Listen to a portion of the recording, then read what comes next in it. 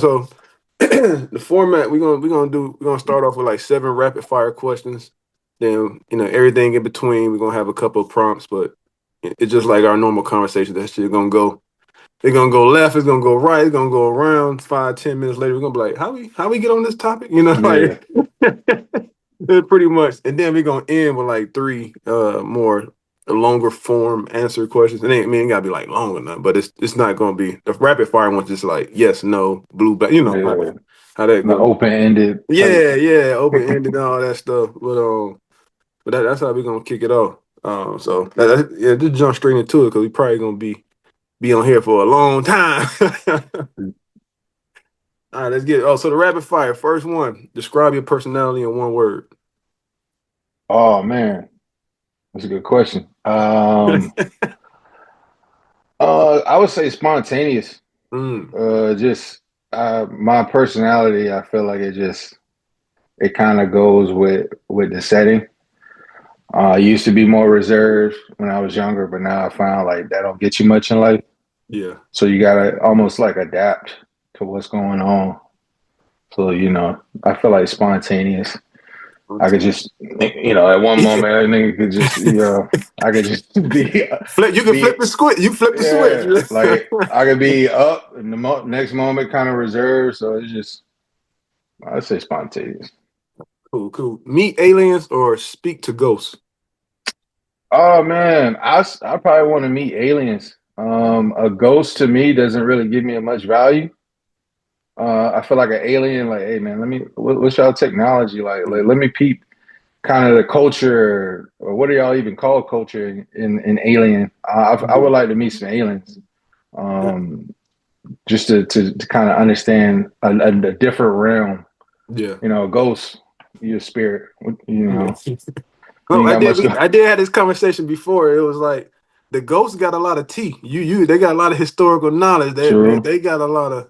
If you want to gossip, if you want to know like some stuff, you Yeah. See, assuming both are non-hostile, neither one trying to yeah, kill you. You know. yeah. Like first and foremost, as long as they're not trying to kill me or hunt me for my life. But I was like, ghost. If I want to like to your point, learn history or Yeah. what's really going on. But an alien like is to me a life form that Yes. is no correlation to the human mind. Like, how do you Yeah. think? How do you process? No, that's Um, good. And how old are you? I'm 37. A young Woo. OG. I guess I'm in the unk Young OG. category. Unk category.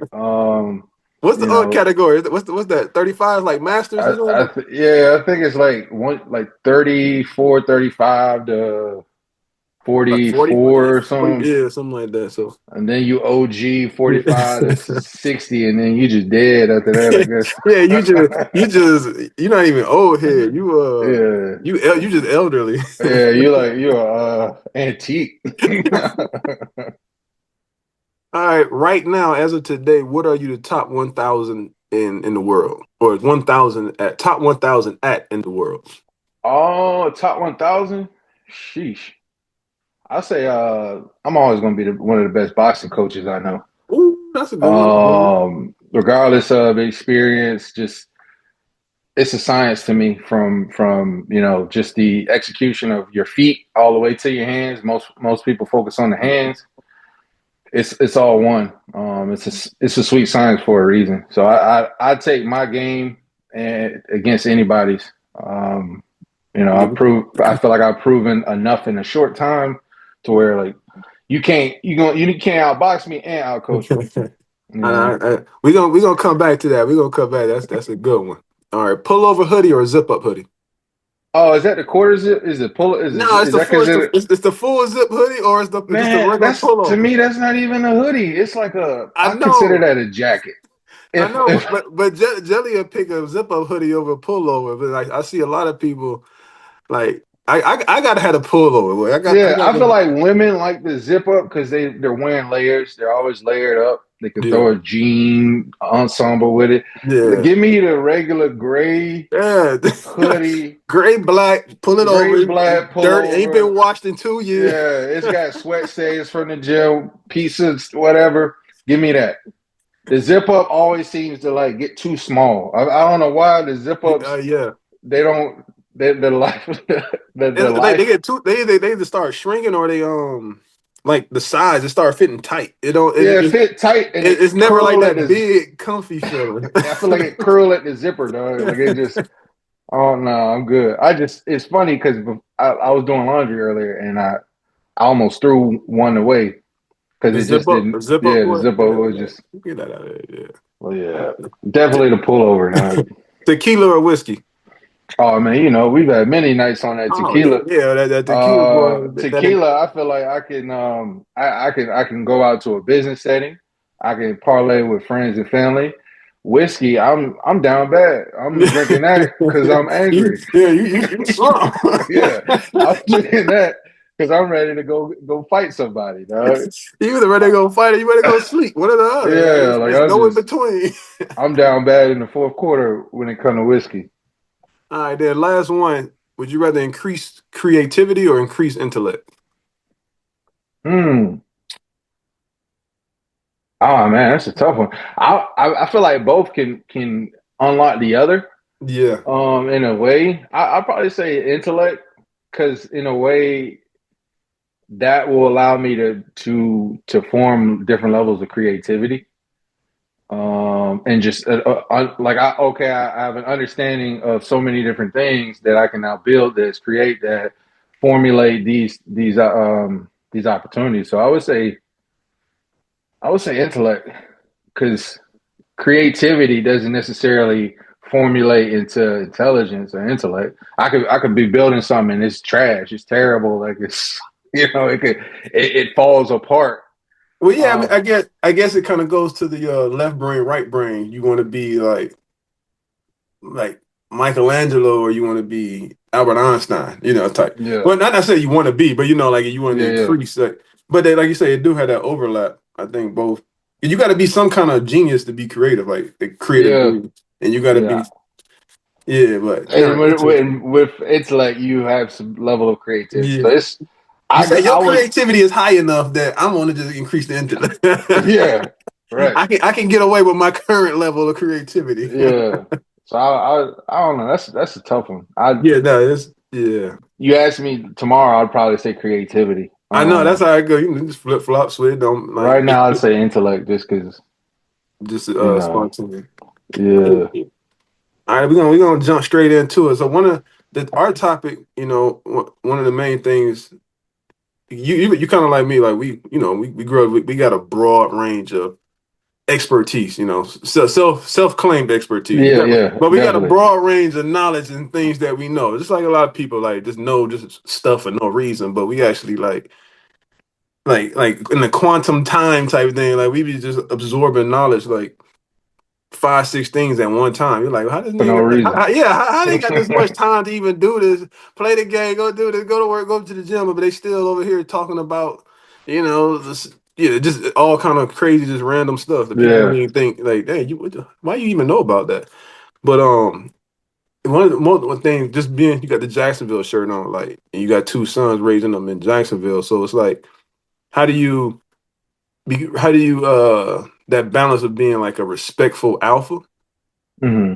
but also, you got the Judge Perfect, and then you kind of that leads into sports in a sense, like like rankings and all that. But and then everything kind of fall in between there, but they do kind of overlap because a lot of the alpha males end up being your best athletes as well. But and athletics teach you a lot of different things about life and all that stuff. But to the point of the Suns, though, you know, where we from, the Jacksonville that we know is like it's a bunch of niggas, Yeah. It's not black people, but like just niggas, like just ignorant, like niggas. just doing Niggas. stupid stuff, you know what I'm saying? Outright Like niggas. yeah, just outright. So like I mean, and then at the same, so when I'm in Vegas, so when I talk to people, they were like, what's your home? Like Jacksonville, like, oh, I love that place. I was there last week. I'm like. it's a totally different perspective from, our Yeah, side. Like some they outside must have been in looking, Ponte yeah, Vedra or yeah, something. you must not, anybody from Atlanta to Miami to, Pensacola, they like, nah, you stay out of Duval. Yeah, But everywhere else, they were like, oh, I love that place. They must be yeah. on stuff. But to that point, like, how are you balancing, raising your boys to not be niggas but not be a bitch as well. You know what I'm saying? and kind Yeah. of just building that cohesiveness in that environment. It's funny because that is to me the biggest challenge I have in life. Like I feel like as an adult, I can skate by on what I know, what I've done. But when you're raising children, you really have to like set boundaries. You really have to have like principles and all these things lined up, then which creates the responsibility of showing example. For me, it's showing a lot of tough love, but it's not tough love where we grew up, where there was no "I love yous," there was not as much embrace as a Yeah. child. It was just I love you by showing you different ways. It's not this true embrace. So what I've learned, like this, it, raising three children, this generation, they require a certain level of I don't know. I feel like compassion and support, Yeah. but at the same breath, raising two boys in a city where you have to have some street savvy. You have to have awareness. You can't just it's not rainbows and butterflies. So I think to the point where that's where sports comes into play. As a father, it allows me to, okay, I can challenge you a little bit more. I can bring a little bit more dog out of you. When it's in the line of scrimmage of being a parent, it's only so much I can do without, okay, dad's being too aggressive. This nigga abusive. Yeah, like he putting hands on me. I'm calling child services. So for me, in my mind, all right, let's up the boxing gloves. You've been disrespectful at school. You talking back, things like that. Well, let's put these gloves on. If you feel like you're a man, or you feel like you can say what you want, or feel some type of way, show me. Mm, Same rules apply in football, flag football, or basketball. If yeah. you feel some type of way about yourself, you feel like you're grown, you feel like you're this and that, you're hot shit. Well, show me in your work ethic, show me in how much you want to get better in your craft. So for me, that's how I'm able, especially with my son Leo. He got that, he light skinned, so he think he he think he Drake or somebody, Steph Curry. Leo, that's Muhammad Ali reincarnated. You know what I'm saying? So he think his shit don't stink. Everybody want to praise him or whatever. So I'm the one who's like Yeah. knocking him down when he's standing up or feeling high and mighty. We just got How he respond to that now though? Like, do he? You think he resent you? Like, why dad treating me like this when everybody else, or do he understand, or to some extent for the young mind? I think it's a lot of dialogue between me and him. Again, our generation growing up, parents didn't tell you the reason why. It was Mm, always listen to me, do as you're told. I tell Leo my childhood where my relationship with my both my fathers wasn't that great. yeah, So what I do, I might overcompensate our relationship because of that absence, yeah, but it's because I love you. It's because I don't want you to go to bed at night having that that thought or idea. This dad rock with me for real. yeah. We literally before we got on this podcast, me and him were outside. Like, hey, give me 20 shots, 20 layups left side, 20 right side, and then I need 20 dribble moves to a pull up or to Mm. a layup. 2 years ago, he would have been crying, complaining, I want to play on the game. It's New Year. He went out there That's good. and he's taking feedback. It's and I tie that into the discipline where it's him allowing me to coach him is making it easier to parent him Mm. because now we have like this kind of psychology of sports when Yeah, it comes to just school or cleaning You your room, you can get away discipline. with a lot of things by being coach and separate being dad. You know what I'm saying? So Exactly, you can get exactly. the discipline out as coach, and then you Yeah, can be the warm. Like, come here, son. yeah. You can be compassionate as dad. It's like you're wearing like a Superman cape, or a super villain. You're one minute you're the villain, and the other minute you're the hero. You're the protagonist or the antagonist. Yeah, But in a sense, it just to me, especially male to male, not growing up with a lot of male figures. Growing up, you were a predominant male figure in my life, and we had uncles, and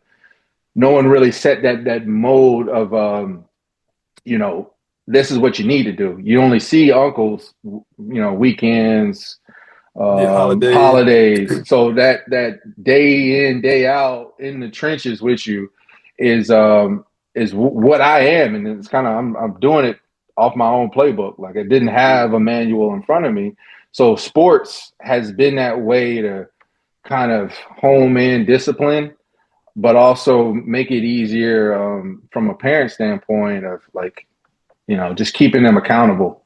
Yeah. When did that switch hit for Leo? Like, I mean, how old is Leo? What, 9 or no? Wait, 8? 8. Eight, He's eight. 8. He'll be 9 next October, or Yeah, next well, time. in So the new year, this October. yeah, Yeah, this I know, right? Got to yeah. get used to It's. But I think it switched probably when I got more involved in his sports. it. Okay. When I was kind of that dad, that parent that is Just cheering on the cheering sideline. on Yeah. or coaching from the sideline. He even told me one day, like, "Hey, Dad, like, I'd rather you coach me than to like tell me what I'm doing wrong on the sideline." And that hit for me, like, all right, I Yeah, I mean appreciate. that's real mature for a 7, 8 year old. You Yeah, know, I was like, "Damn, okay, bro. Well, I'm gonna like, start hold coaching you then, because on. I ain't gonna shut up." Yeah, say less. You know You what know what I'm saying?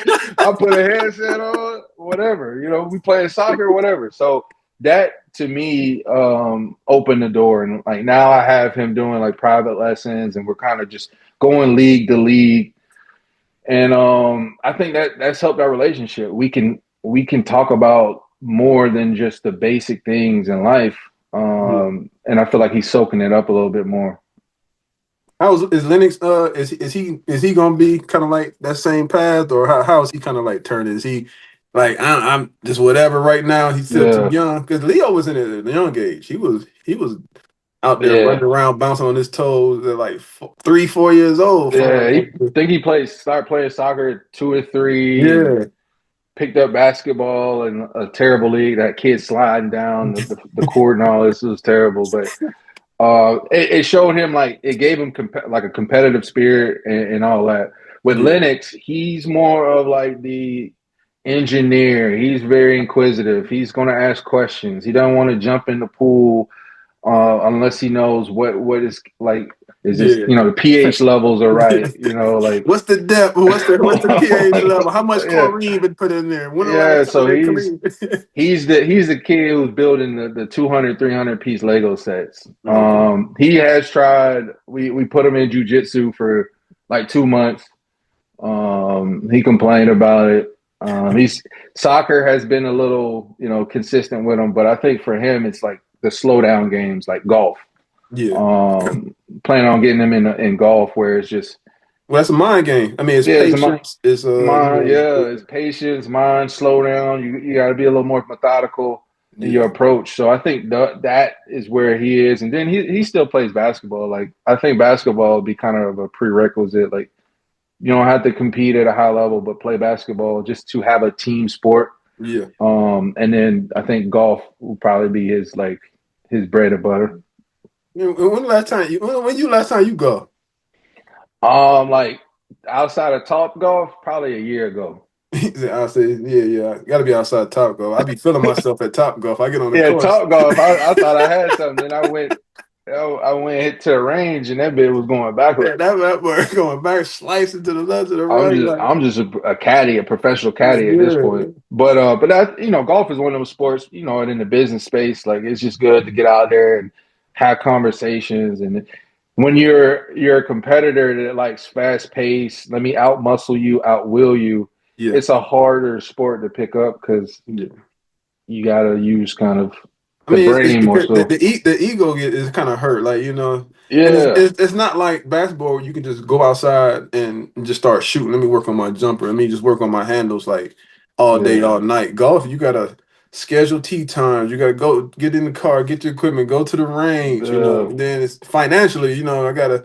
And my club's not fit. I need to get fitted for clubs, get them shorter than yeah, length, and I gotta get, so it's a whole it's not as quickly to pick up or to master it as it is some of the other sports like yeah, track. Track, all you need is open space. I mean, you can run yeah, barefoot if you want to. yeah. You can run in the field. Yeah, You can run in the what street. I'm saying? Hey, 10 people playing basketball, you need one person to have a ball. You know what I'm Yeah, saying? Like football a yeah, little bit more difficult, but you still speed, power, strength translate to the football field, so you can work on the other stuff. But yeah, yeah, golf one of the ones you're gonna be over there shadow swinging, almost like shadow boxing. yeah, yeah. I get you one of them.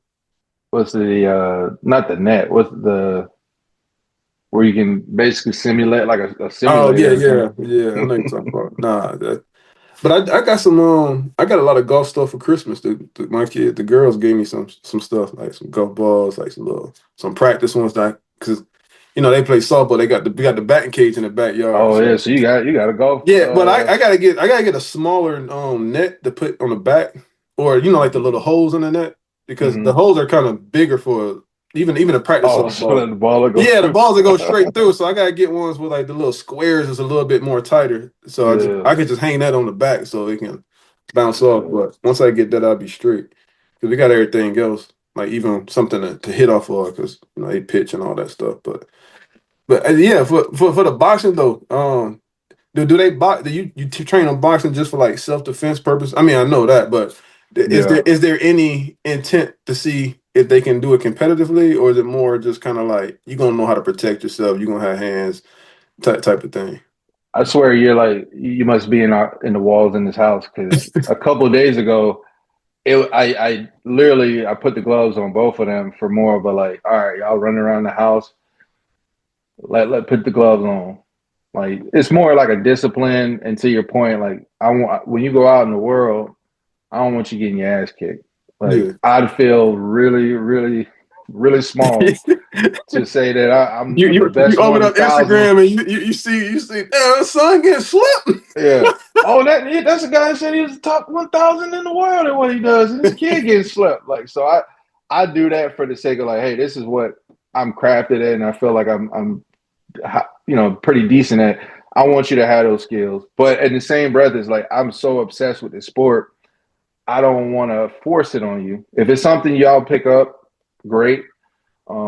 I just don't want you to not have it. So How do you do that though? Like, cause that, I mean, I got three girls. I mean, but for the audience, for the community, I'm trying not to yeah, say audience. I want to say community to make it yeah, more yeah, like cohesive, collaborative, and yeah, not just yeah, I'm talking to y'all. You know what I'm saying? So for the community, I got three girls, twins, 14-year-olds, and a 9-year-old. So I I was like, I was always not necessarily fearful, but I was kind of happy when I didn't have boys. I mean, I'm glad to be a girl dad. Love is best thing in the world. People are like, you gonna have a boy? I be like, nah, I'm we done messing around. Had twin girls again, have a whole starting lineup, but starting five out this month. But man, um, doing too much for real. yeah, but I always felt like if I had a boy, that I'd be like so.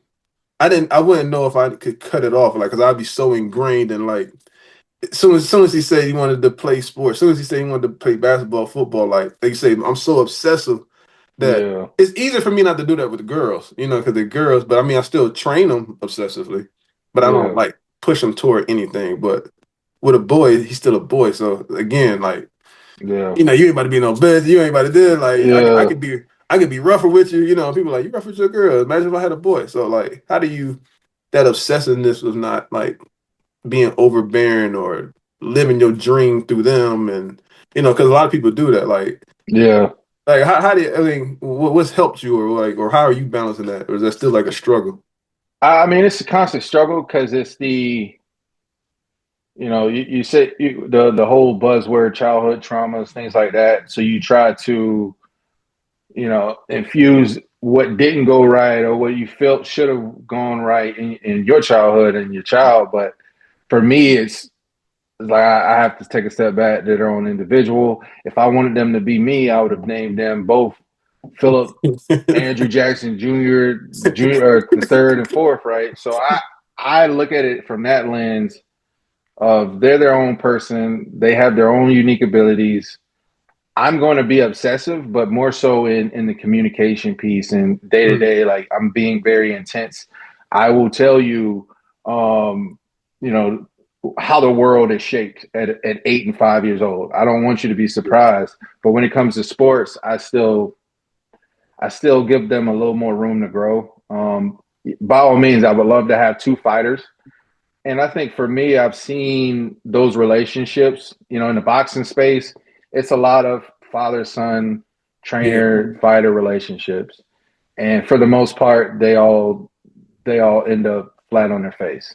It's yeah, because dad is pushing them, slapping them, being more intense to their child than maybe the other 10 or 12 other kids that they train. But now I'm after we leave the gym, I'm cussing you out in the car. Then we at the dinner table, I'm telling you you're not good enough. I'm waking you up. I got you running 5 miles. Yeah, there's going to be resentment. There's going to be this point where I'm ready to leave my house as soon as I'm able to yeah. get away from this. We seen that firsthand on a You lot of know, places, in a lot of so cases. in a lot of scenarios, so I've learned from my environment, and that's why it's easier to train them in sports that I love basketball, and I'm trying to pick up golf and these things, but I'm not obsessed with it to the point of boxing. So Yeah, that's why it's kind of like, hey, if you want to do it, great, I'll show you. But right now, it's just I'll give you the skills to protect yourself, not to win Golden Gloves or compete. So yeah. it's a challenge. Don't get me wrong, because the older they get, the harder it is. It's probably going to be harder because all right, you're getting better at this. Now let's see what you can do with boxing gloves on. Like so. Right now at 8 and 5, it's easy. When they get older, and now I can now let me spar with you. I'm sure it's gonna be hell for me. Oh So yeah, yeah, you be struck. And then also, like you say, they 8-5 now, and they, say what, 14-10, then it's gonna be external factors. Now, I mean, friends matter now, but friend groups when they get to that age, it's mm, like, I mean, that's where people really get shaped. You know what I yeah, mean? Like, right now you just building the foundation for them, but once they hit middle school, it's like they're gonna fall on their training, fall on their foundation at home because there's everything. Oh, I want to dress like me and my best friend. We come to dress to school together. Like we about to do this yeah, together. So now you tell them to do stuff, and they questioning you. You're like, look, I'm trying to keep you safe. I don't care what JoJo parents tell them to do. Like then yeah, they in their mind they starting to get smarter, so they processing stuff and they questioning. You like, oh man, this about to be, So a lot of yeah, that keeping them busy in them sports and all that stuff is definitely going to be a factor, or I mean a positive factor because yeah, uh, and hopefully most of their friends be athletes too, because then you don't want that have that one friend like, oh man, you think you too good to hang out and doing it. They yeah, don't understand the grind. You know what I'm saying? Like, yeah, hey man, fuck that nigga. yeah. Like he ain't doing shit. Yeah, he His ain't doing parents it. ain't shit. Yeah, look at his He ain't. parents. They Yeah, yeah, and that's what I'm trying to like pour in on the front end. It like Leo come to me like this one kid at school is doing weird stuff. I'm like, you should call him out. yeah. If you're doing it and I was in school with you, I'd call you weird for that in front of the whole class. Like, look at that weird boy touching on people's butts and stuff. So it's I rather like, hey, well, let's not when it comes to that stuff, let's not beat around the bush. Like I'm calling it out. Like, hey, Yeah. if and I know it's a sensitive topic in today's era where kids are deciding who they want to become and all that, but I'm cut from an old cloth. This is how it should be. This is how God allowed us to be. Regardless of how they do what they do, this is what we're doing, and this is why.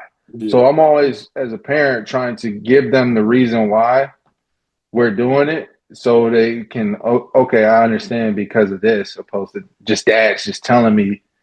So that's the struggle in this society with raising kids. It's not like when we grew up, it was pretty black and white. Yeah. No pun intended. But now it's like black, blue, pink, green. You got all these different colors. You can make your own color up now, Yeah, man. you could. I don't want to be a crayon. I want to be a marker. Like so, I'm it's translucent. you know what I'm saying. I'm every color. I'm no color. Like so, it's that's the piece that I really have to stress when it comes to parenting, and then sports. It's kind of like that separation. Yeah. Leo tell me, "Oh, I'm the second fastest kid in class. Well, why aren't you the first?" Mm, And so I think sports gives that competitive spirit to want to be better, want to get better grades, things like that. So that's why I don't push my love on them because it could eliminate all that. They might just say, I'm done with sports and being competitive.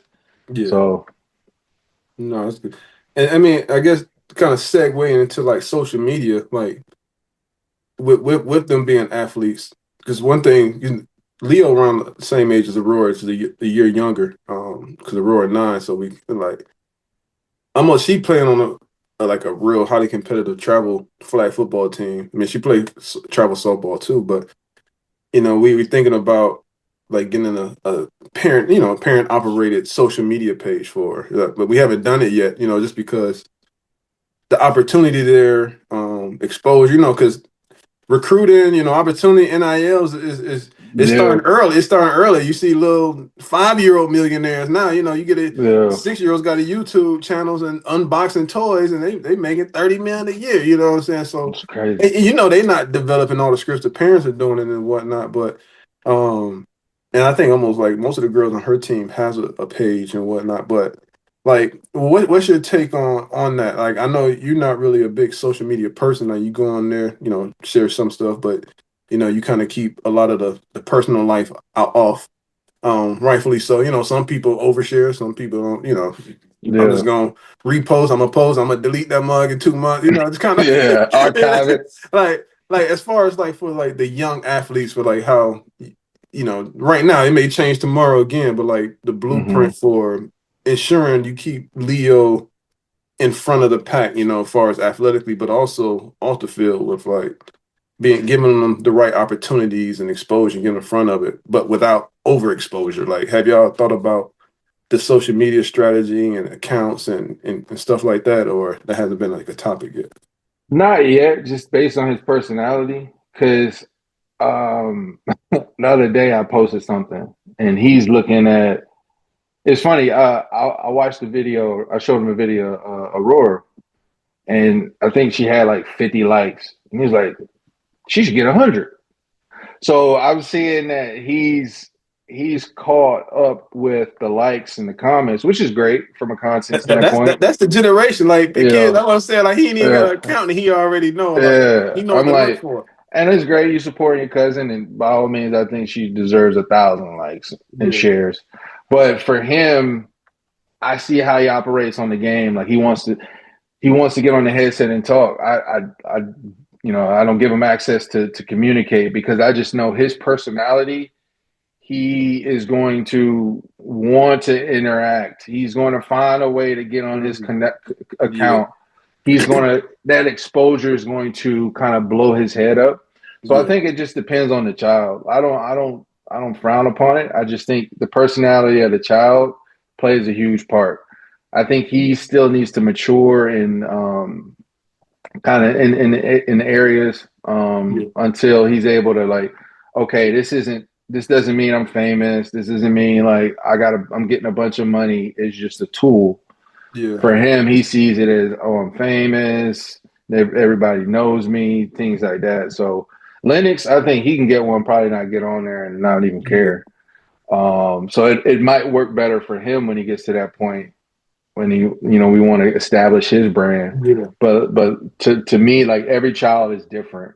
I yeah. don't I No, don't think it should be a overarching no or yes. It just depends on the child. If they're able to accept it as a this is my brand, this is going to give me exposure, not like it's going to open this door for me to talk to anybody and everybody. So Leo, not so much because that dude's all over the place. He'll yeah. No, that's good. I mean, that was a definitely a concerning fact of ours with the twins. So like they're, I mean, when we created one with them, their first couple years on their Instagram profile, they didn't have a phone. You know, it was just straight us. You know, we were like, Yeah, hey, you know, we take some clips of them and we'll post it under their account. Like they didn't even know they had the account. You know, yeah, you know. So by the time when something kind of blew up, we were like, oh look, you got this. They was like, oh we got an account. I was like, yeah, you know. But they was like, I think they were going into middle school, like seventh, yeah. Like like that's a perfect seventh time. to eighth grade. Then it was like, all right, this the password. We still your account's still on ours, so you get DMs notifications. We get it, you know. So Yeah, you know, so a lot of times it become overbearing because they little kids be talking. It's like da da da, but you know they find ways to work around it. But for Aurora, it probably be the same way. We haven't done it yet. I don't know when we do, but when we will do it, it again, she probably won't even know she got an account. We'll just yeah. do it just to post like the highlights. You know, just almost like an archive. I can get some of them videos off my phone and stop taking up my damn memory. Right. Got every video known in their lifespan. And I say that because last weekend we went and trained with one of the trainers here in Jacksonville, and there was one kid. He has 14,000 followers on Instagram. Was it boxing? So no, basketball. Oh, okay. So that perception of 14,000, oh, this kid must be nice, right? But then you see him kind of lazy. Shots not the best form. Doesn't play defense. More focused on the content piece. Yeah. So that to me is alarming. Okay, that personality doesn't fit having that content or that internet exposure because now he's simply just relying on that opposed to just let me get here and get better at my craft. Mm. So because even Leo pointed out, he was like, "Hey, is that the kid?" And I was like, "Yeah, like I Trash ass try." nigga.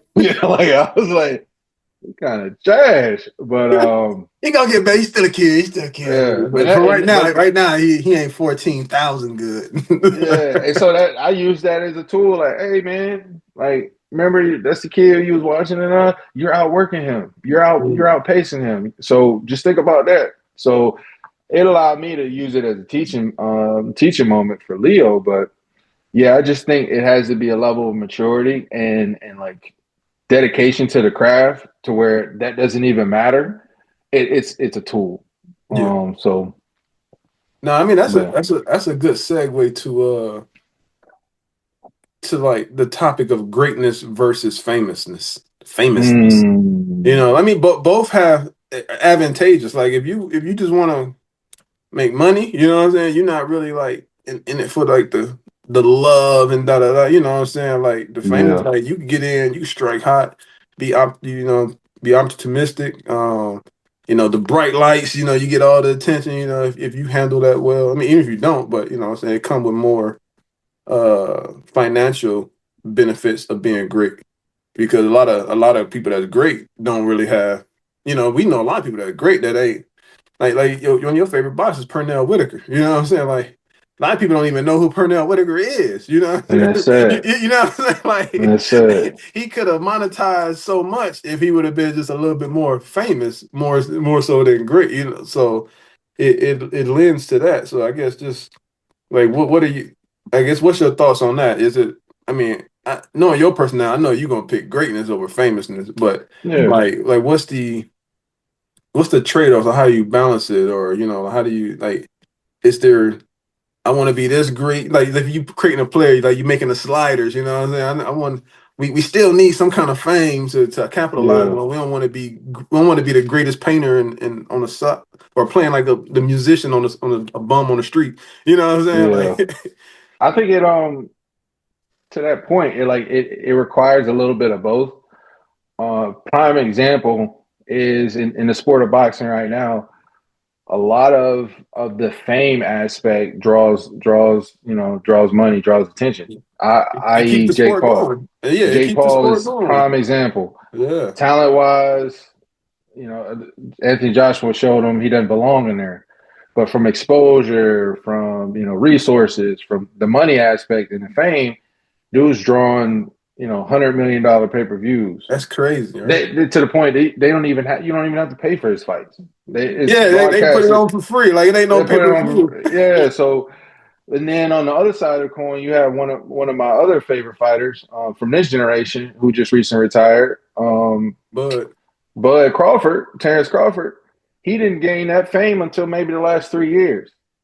But he to me was the most put together fighter I've ever seen in my lifetime, from offense to defense, from left hand to right hand, from both sides, from orthodox to southpaw. I wouldn't even say last 3 years. I would say just that one fight. Yeah, I mean, yeah, Honestly, to like the casual, like yeah, I just picked like up the casual, like the household name. the Canelo fight was probably the first time. Yeah, That's why everybody, oh, Canelo this, Canelo that. So I think over the course of his career, could he have made more money? Yes. But his greatness allowed him to capitalize on the one opportunity to make the most money he could. And I think that greatness will always outweigh, the fame aspect, because there's so many people in social media. Having had a short stint in the content creator world, I realized how much fame does not equate to fortune. yeah, 100, million views here, million followers, but some people are still struggling financially. yeah, So if you have that greatness is going to empower you to build some sort of foundation for your content, like clothing line, apparel, this, that, whatever it is, to build something off of the fame, and not just use your name and likeness. So I think greatness has to be a part of it. And it always goes back to sports. You could be the greatest talent, number one overall pick. You could be a Jamarcus Russell, yeah. you know, and if you're not great, you're a bust. Hmm. So greatness, if we're going on a scale, I think at least 80% of your archetype has to be great, and then that the ability to be a draw to create some sort of fame and fortune, and make 20%. Because at the end of the day, to your point, you could be the greatest basketball player ever, but you're playing pickup, you're playing at the YMCA. Yes. So you have to have charisma, you have to have aura, as the kids say these days. You got to have the social media following, unfortunately, and that's what you see in a lot of sports now. Kids coming up to the point that it is a question on, like, when do we start creating these content or Yeah. these profiles, social media accounts, because we need to get their names out there. Yeah, you gotta But get the it hype cycle going. got to get the hype, but it has to be um, just a fraction of who they are, and the majority of it has to be the greatness, the work ethic, the ability to work when no one's watching. And then what they get to see is just a glimpse. The ones that show Yeah. everything, the entire workout, a day in the life. It was a recent Jaguar player that was picked up this offseason. Like, throughout the offseason, he had a whole, basically a whole, like, documentary day to day. He's not even playing, and the guy that didn't have any attention, the guy being Parker Washington, who didn't have any attention this entire year, has been probably the most go-to Yeah. receiver for the Jaguars. So it fame and all that does not matter. It's the greatness. It's when you show up when time matters. The clicks, the likes don't help you in those scenarios. I think it's the anomalies that kind of magnify that the draw to wanting to go more fame than putting the work in. Like the Kim Kardashians, in a sense, like, not saying, I mean, they're marketing geniuses. So they're great at something, like that. Yeah, But for what they do, people are like, oh, they don't have no time. I mean, they have to have a little something, even from a business savvy. Even if they're great at leveraging their famousness, yeah. so There's greatness.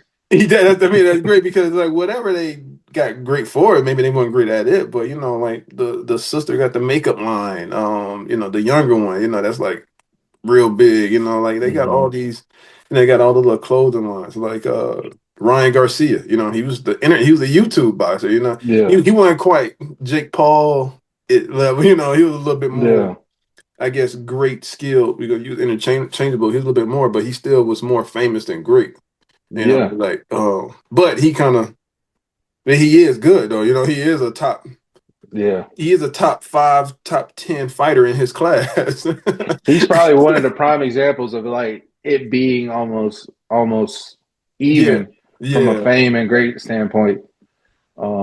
Especially when the fame was more outweighed the greatness, and then I think recently greatness caught up to where he is. But yeah, it's prime example. Like yeah. he hasn't fought in a while, but people still mention his name because They of his still fame. mention that he's still doing, like, you see him on social media still doing stuff. He got a draw. Like, if he announced he's gonna fight, it's gonna be Yeah, probably a sellout, or it's gonna bring attention. Which is a good thing to have, especially because everybody in it to make money in a sense. It's not too yeah, many. You're not going, especially in that sport. You're not just boxing just to go out on that level to go out there and not do that just for the pounding, unless you just hate people. yeah, You know.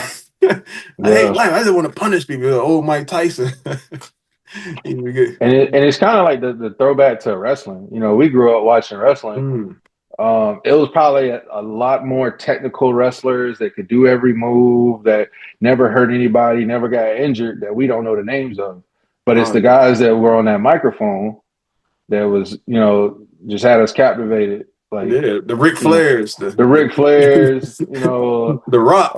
The Rock, Stone Cold, like Yeah, that is kind of the other side where the fame not necessarily outweighs the greatness, but the fame kind of unlocked the greatness. yeah. Mm. So that again, I think they play hand in hand. It just depends. I guess it's just scenario based, or what it is you're doing, what industry you're in, what you're trying Yeah, to achieve. yeah. I think that's finding that balance early, especially with your kids, is essential.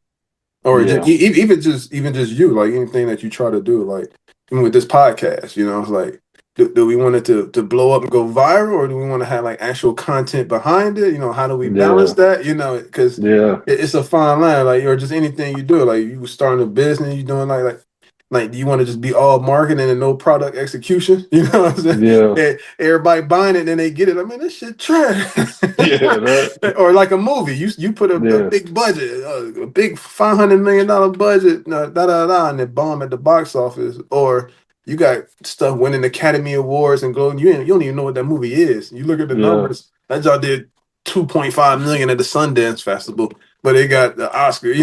All these different. yeah, So it's like if yeah, it's a career, you're like, well, I'd rather have the money, but then you want the respect. So it's like, all right, well, yeah. pick one and work on the other one while you're doing Right. Like pick it. one and just drag the other one with you Yeah, if you yeah, can. yeah. I mean, but I think that's a real issue that people deal with, or at least they don't have it figured out when they go into something. Yeah. Because if you actually gotta pick a side. You can't straddle the fence. That's one of those. Let me pick a side. What we gonna do? Yeah. And kids is easy because you ain't gotta. They don't gotta be famous first, so you can build that foundation. But when you older, you like, man, shit, I need to get to the bag. So I'm about to let me do this Yeah. gimmick real quick. Yeah. Like don't nobody know me except my family. I gotta get out of here, dog. Yeah. Yeah. I've been great for 40 years. And nobody know me. Let me Don't go ahead nobody and know do me. it. Let me go ahead and do it a second Yeah. time. Let Go me ahead and do this TikTok TikTok with it. thing. Yeah. Let me go viral real quick. No, man. Hey, so, how the card game going? The collection going? Oh The man. PSA 10s, the slabs. When last time you So last time you ripped the pack over? it's crazy. Like I remember one day you showed me because growing up for us, Tops Upper Deck, we come from that era.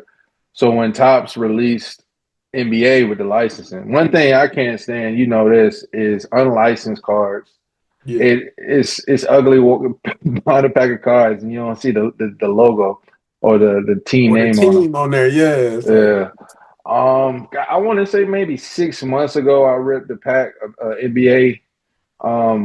It all depends, like the draft classes. Like last year, I was heavy on, um, gosh, it was the rookies and stars Mm. because of the NFL, because of the draft class. Yeah. You know, you look at them now. You got Drake May, probably in a MVP. Caleb Williams is showing he's not just a diva. Bo Nix, you know, JJ McCarthy's fringe, and then Daniels if he doesn't get hurt. So five Yeah. quarterbacks. But this year, I haven't. It hasn't really been a draft class. It's all based on draft classes. So NBA with Cooper Flag and all them. Still, at some point, I'll probably grab, but I haven't been interested enough this year. No. From any sport, right? Really. Yeah, it's been Like a even kind the of MLB rookies, they wasn't even like yeah. popular like that. I don't. I'd have to look them up to be Yeah. honest. So I think If when if it we ain't first Bowman, I don't know when they rookie year. yeah, like when we Baseball got is so back in funny. it, what 2019, 2020, I think across the board in all major sports, everybody was hitting from a draft class standpoint. And so, you know, I'm thankful. Like my T Law PSAs, I've given some life to their value because at Yeah, some it point I was was, tanking for a minute. That yeah, boy at was some point I'm like, I need to sit, I need to just hold or just fire sale. But yeah, it's still just every now and again I'll buy some slabs. I want, you know, my on my want list is Wembyama, NBA. Probably Wemby, Cooper Flag from this draft class. yeah. NFL is again, I don't know, maybe Travis Hunter, being local. I'd like to grab one of his card What PSA you what, what 10. you what you think? I mean, you got an up close a view of him. Like, well, what's your take on Travis Hunter overall as an NFL player? Like, was it unfortunate he got hurt? Was he gonna progress up? Like, or is he in over his head trying to do all this? Like, what you got?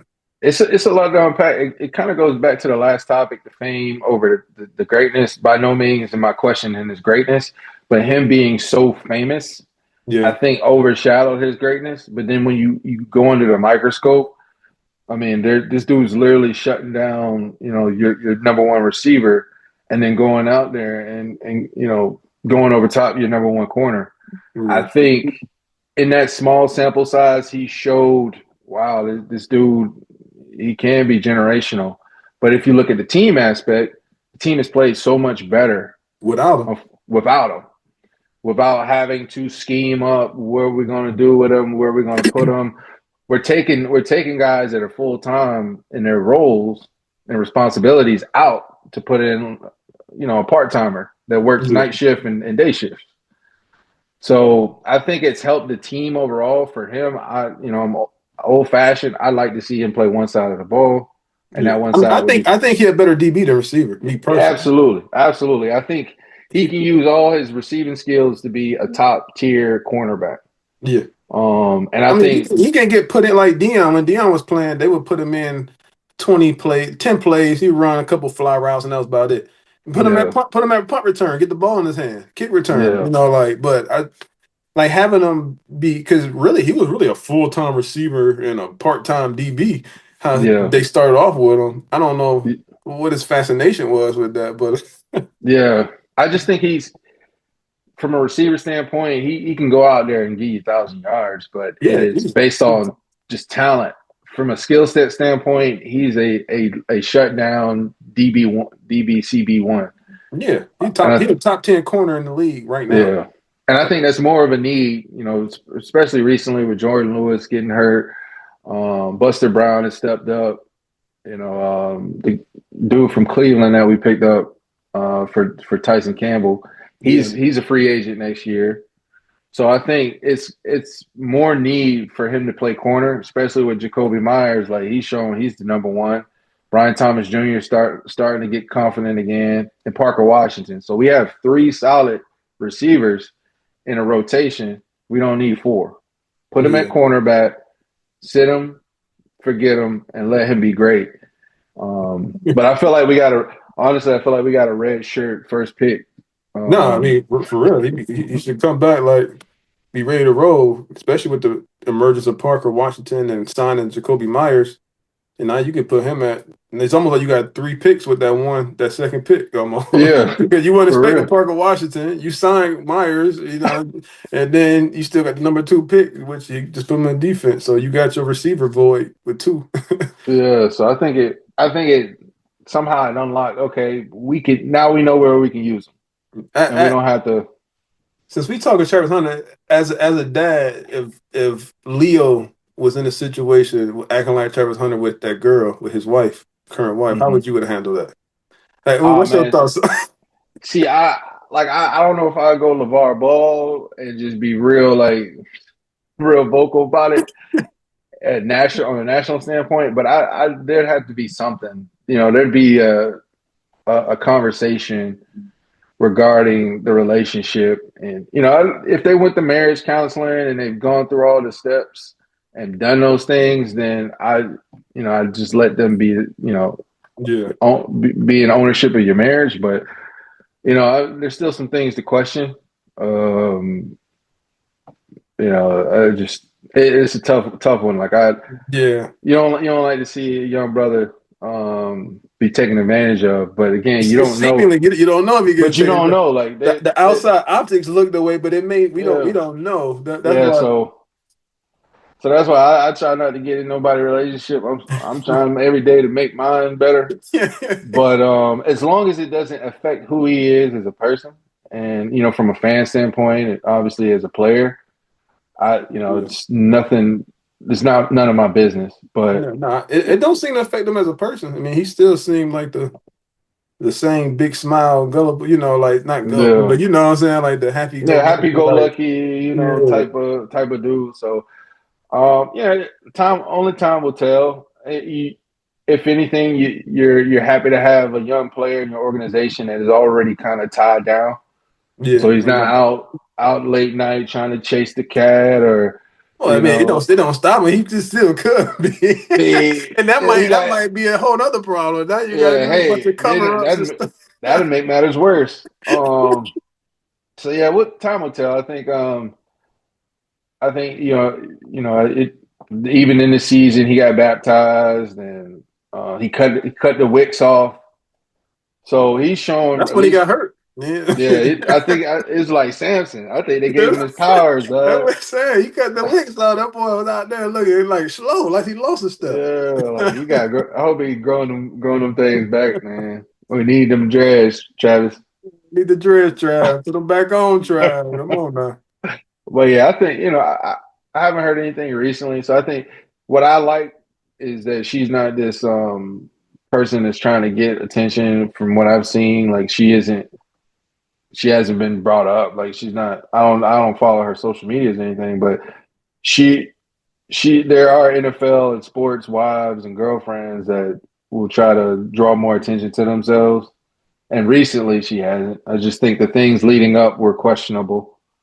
But Is he still doing that? Does he still do the live stream, like podcast live stream stuff, or no? a little bit, not as much. Not like Cam Scatterbull was doing. I feel like I feel like every active player that does that get hurt or they have a down year. Paul Yeah, George, Michael Parsons, Travis, like yeah, Cam Scatterbull. Like yeah. I, St. Brown, him and his say, brother, yeah, yeah. Like I feel like they didn't make the playoffs. every active player that's especially NFL, but I mean Paul George was in And you know NBA. who started it? I want to say it was Brandon Marshall. Brandon Marshall was the first person I witnessed Some that of the was receiver it. when he it was with like before the pivot. What was it with yeah, he Ryan was on Clark like and them? CBS, Yeah, I believe, yeah. broadcasting as an active player. I just think there's time to be the media and there's time to be an athlete, and you got They to building a brand. That's that famousness they working on. yeah, They say you've exactly. been great. It's time for us to get that fame. And that fame is now tapping into the greatness. It's Yeah, diluting it. And I think you just wait your time. Do like the ones before, the Shannons and the Dions and all them. yeah. Troy Aikman, they waited. Like you need to be training. You need to be in recovery and therapy and all this stuff. You out here Yeah. I sitting don't here want your talking and opinion on the team that you playing. yeah, or interviewing a player you about to play. Like, well, no, Yeah. what kind of junk is that? Yeah, But like I you. mean, LeBron was doing it too with the shot. Him and Draymond. Draymond might Yeah. be the only one that didn't get hurt. Well, Draymond, he's just doing what he doing on the court. He's talking Yeah, shit. So yeah, that's all. he's talking. He's just talking shit. So it ain't Boy, ain't no got no different. rhyme or reason. That boy get on there and just start just spazzing on thing. Him and Pat Beverly just be talking. Man, yeah, Pat ain't Pat Beverly got people confused. Like he was all NBA man. everything. Pat Beverly crazy. He beefing with Trey Young and all this. I love Pat though. Like, well, as a player, like I love them Yeah. little. You know, I always like them little pesky, Oh yeah. annoying players. Dennis Yeah, them Nets Rodman. Yeah, type they're like, net. yeah, just that. Like, man, go on, super. Because Yeah. I look at it as if I'm playing, I want that person on my team. I don't want to go against them, but I Yeah. want that person on my team. So I used to always incorporate a lot of that stuff when I played because I knew how much it affect people. You know, like I felt that on a scale, you know, when in the NBA, NFL, but like on a scale and the level I played in, I was like one of the better players. Oh yeah. But you rarely saw one of the better players be that pest too, you know, or that just that annoyance. So I was like, man, why can't I be? Imagine Jordan with Rodman antics, you know what I'm saying? Like it's like Mm, that thing to be crazy, or just yeah. Rodman with Jordan, you know, like or Greek Freak with Rodman antics, you know what I'm saying? Like it's a better compare, you know, like that junk could just Yeah. be it advance people up. I Like think the best right now across all sports, and by all means, give me your opinion. I'd say maybe Jalen Ramsey, like a pesky, pesky, but also great at the same time. also great at the same time. Who you got? So like right now, I mean I gotta think on, but I think like just like in recent memory, like all time, I think KG probably was like that, Yeah, like I like say, like yeah, the best yeah. He might player be pest. the greatest best pest of all Yeah, time. yeah, like fake tough guy, like just be bothering Yeah. people. But like currently, yeah, Jalen up there. Especially young Jalen when he was sassy Jalen. Oh He yeah, ain't as sassy as he used to be. yeah. That He be popping his yeah. yeah. Me? Yeah, he be He came rolling up to with me. Man, Steve Smith was probably like, "Oh, what? I don't know how to yeah, handle nah, this thing." yeah. Steve Smith probably was probably spazzing on him too. Yeah, hey, yeah, but it ain't really no like outright ones that that just pop out. Like Jalen might be. NBA, I mean, the biggest It, pest. What's my man? He been going at LeBron, oh, Dylan Brooks. Dylan That's Brooks. my boy. Yeah, I love Dylan. I Dylan love Brooks. Dylan. Dylan is Devin. I mean, he have drop a random 20, 30 point game here and there, but he like Yeah. the talent on a scale of like top players not there, but he definitely that boy right there, that boy's crazy. Oh man, I might have to come back to that one, but since we on that top, we gotta get to the Mount Rushmores. We gotta get to the rankings. We gotta Oh get to man. the. I'm just gonna start it off with every conversation. It's around every conversation. What's your Mount Rushmore NBA players? Period. Top four. So, but y'all don't know Mount Rushmore got four presidents. So when you say Mount Rushmore, it's the top four. And Yeah. and Supposed to be one to put five. Like, check your history, I, y'all. and for this one, I mean, we could do two sets, like just pure like top five. I mean, your top four, and then you can do like your personal top four. But I want to just go like top four, period. Like numbers, preference, all that. Like Oh man. all things considered. All things considered, well, number one, Bean. Being gotta be Kobe. Bean's always going to be on there. Um, preference. Um, Tim Duncan. Mm. Tim That's, Duncan. So that's the preference pick. I mean that's preference. a. I mean that's a. You can't argue with the. He got more chips than Bird and all them other ones. Yeah. I'll put Magic on there, and gosh, The comments already flaming you right now. Yeah, that yeah, means Jordan or Braun not in there. yeah, and then Jordan. I'll put Jordan up there. Yeah, Jordan's not there. Like my style of basketball. Like, okay, LeBron's the greatest all around basketball player of all time. Like, Yeah, he got like the greatest career. Like he has the greatest basketball story in the Yeah, history, almost maybe the greatest might be all the sports. Yeah, probably all the sports sports. story all time. But inside the numbers, inside the paint, the what the on the court, Yeah, those are the four players that I admired, I've watched, and I would select. Kobe goes without saying. Most people gonna say, "Oh, Kobe's a baby Jordan. He didn't carve his own lane." But the hardest thing I think anybody can do is to emulate greatness and become great on your own. Like I think yeah, that's a harder feat. yeah. You can't. Yeah, you ain't seen another Ali. Yeah, You ain't seen another Barry. You know yeah, what I'm saying? Like you ain't seen another none of the greats. Like yeah, for somebody to do that, like he's probably the only one. Like honestly, yeah. And that's why, like, jumping out of the basketball realm, that's why I have so much respect for Shohei, because growing up, centuries, years of the Babe Ruth, almost like this urban myth, and to see it is like, wow, this is what it looks like. So, to me, I think Kobe has been able to emulate things that Jordan did, but let's not take Kobe's legacy as a being a knockoff. 12 All NBAs, first team All NBAs, I believe, along with first team, all defense. all defense. He played in the greatest perimeter era from the one position, the two position, and three position. Like Yeah, point guard, shooting so guard, small forward. It's the your deepest. best player is your best defender. Um, not just a post defender. We're talking on the perimeter where ball Yep. handlers, where the most skilled players exist. So yeah, that's why Kobe is there. Tim Duncan to me is just a model of consistency from a four standpoint. There's flashier names out there. Well, Karl Tim Duncan is that Malone. is that is that great to and famous. It's like, but Yeah, he got just enough he's fame. probably He he's got probably just enough 90% fame. greatness, 10% fame. And then Magic, going without saying, I think Magic would probably be even better in today's NBA, Oh even man, without the three ball, just to be able to get ticky tack fouls and he's and probably average 20 assists a game. If you got Jokic averaging triple doubles, that's the crazy argument when they be like Larry Bird wouldn't be able to play in this. I'm like, what? Like yeah, y'all ain't watch Luka Doncic, y'all ain't watch Joker. Like those yeah, are like the top three players in the league, and they killing. They yeah, averaging 30, 20, and 10. And you talking about Bird uh, would be able to?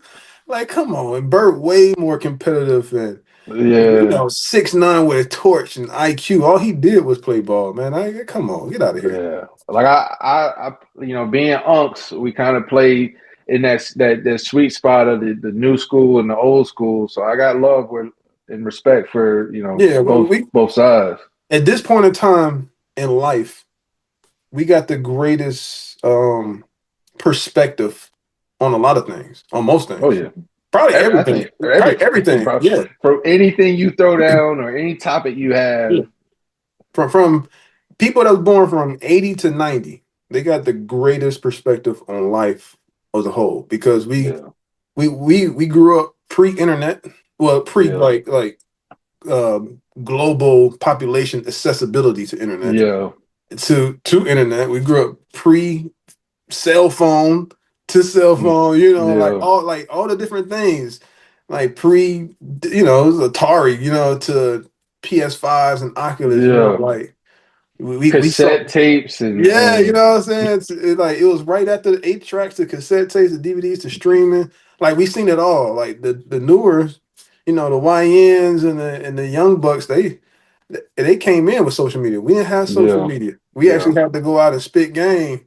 And I mean, which is why most of the stuff is built by people in that age range. You like the Mark hmm Zuckerbergs and all the people, they create all these different things, the Instagram platforms and all just all the stuff because yeah, I mean we have like that perspective. So I would listen.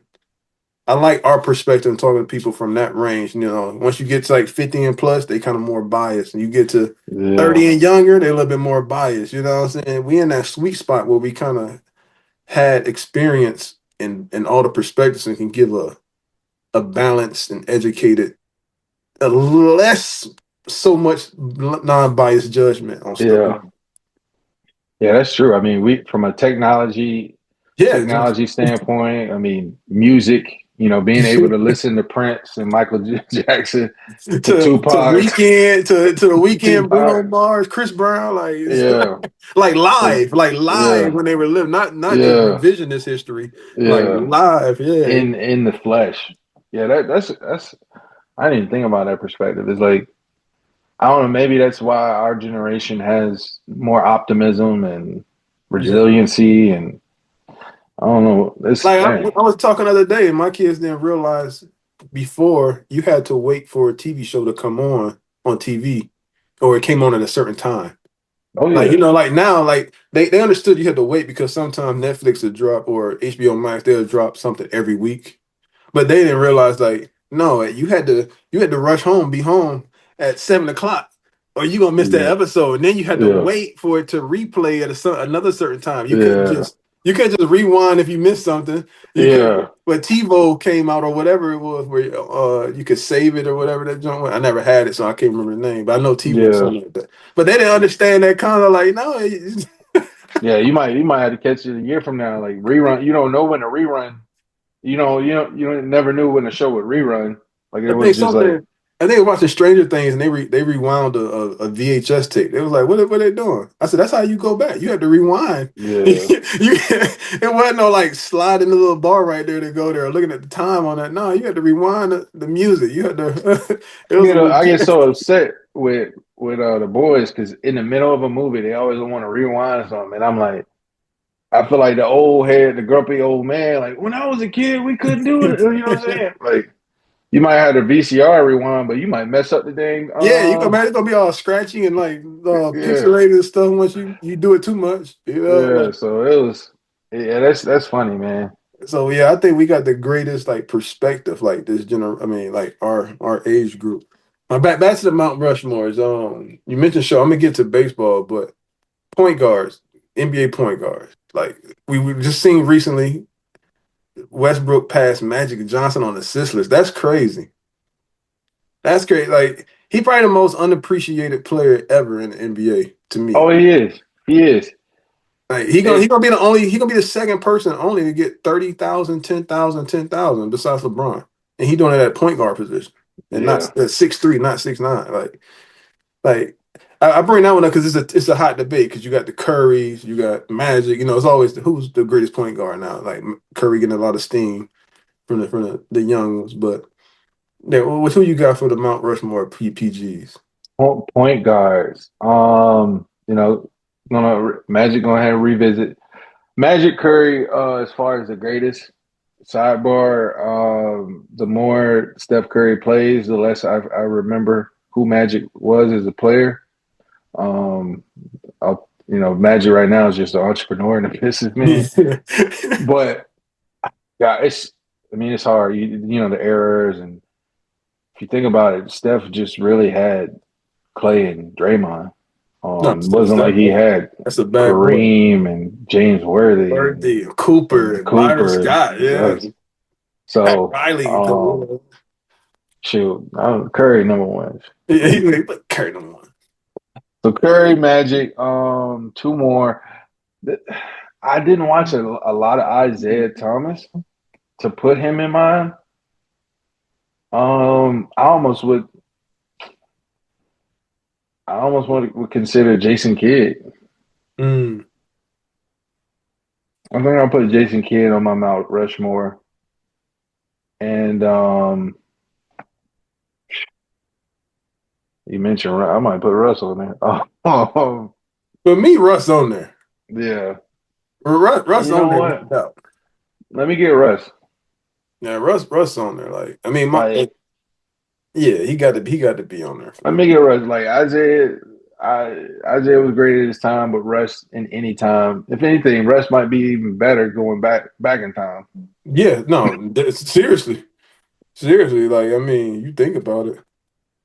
I mean, shooting guards is pretty self-explanatory. You don't need to go down. I mean, because it's just Kobe Jordan, then it's the rest, and you got Wade. Yeah, Kobe Jordan, Wade, Yeah, you can put whatever. whoever at. It don't even Yeah, it matter who don't forward. matter there. Small forward really don't care. We know Bron Bird there, and I don't really care about the other two. Yeah, Power Four's got a good debate. I mean, because a lot of people rank Dirk pretty high. They be putting Dirk over like KG. They be putting Dirk over like a lot of people. Some people consider Dirk the GOAT. Actually, some people I seen some arguments. I But mean, Dirk had I a never had Dirk in my top 4 or 5 because he didn't rebound. yeah. I know your must have is 10 plus rebounds It's at 10 plus least. rebound. Like you got it. I mean, you at least 2, 3, 4 times in the season. I mean, Yeah, multiple seasons. Come on, man. yeah, yeah. He was He's 7 foot. he was a power guard or Yeah, you Westbrook know averaged 10 with his career. yeah. He was really a small forward in a power forward frame. Like for power forwards, like I got Duncan, I got KG, I got Greek Freak. Mm, That's my wild card. You know that's the one that's kind of like. But when he won a chip, that's all I needed. Like yeah, now, I'm not a big chip person, but he already had the stats and all the other accolades. He got the MVPs. He got the dom. They were talking about he was the most dominant player since Shaq. I was like, no, come on, that's bull. Stop that. Stop doing that. Y'all doing too much. yeah, But even though I didn't agree with that part, but he still was dominant. But I'm like, all right. But so yeah, I mean, the dude just you just look at athletically what he does. yeah, He he's doing what Anthony Davis should have always done. But Anthony Davis is probably the most talented power forward of all time, like skill set. Like yeah. nobody could really the length, the shot, the handles, the defense IQ, like all like I honestly think Anthony Davis is our Bill Walton with more longevity. yeah, Bill Walton's collegiate career is probably comparable to maybe what Kareem, and that's it. yeah. I mean that's it. But what Anthony Davis did in that small sample size in college was like, oh my gosh, this Yeah, dude might be like a like he could have king. played 4 years and then he came into the league but he just left you wanting for so much more. But I mean, Yeah, injuries was a part of that. But yeah, I also think he had kind of like that Dwight Howard syndrome where they just ain't had that dog in them. yeah, They just was overly talented. yeah.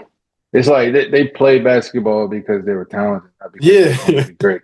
they didn't want to like just kill. They didn't want to Yeah, kill. You know? and that's the thing about Greek Freak. He has the Dwight Howard frame with the like just a unique ability to get to the basket, Euro Yeah, stepping dunking. Who was Euro? Who was other than Ginobili? Who was like Euro stepping and dunking the basketball yeah, like it was crazy.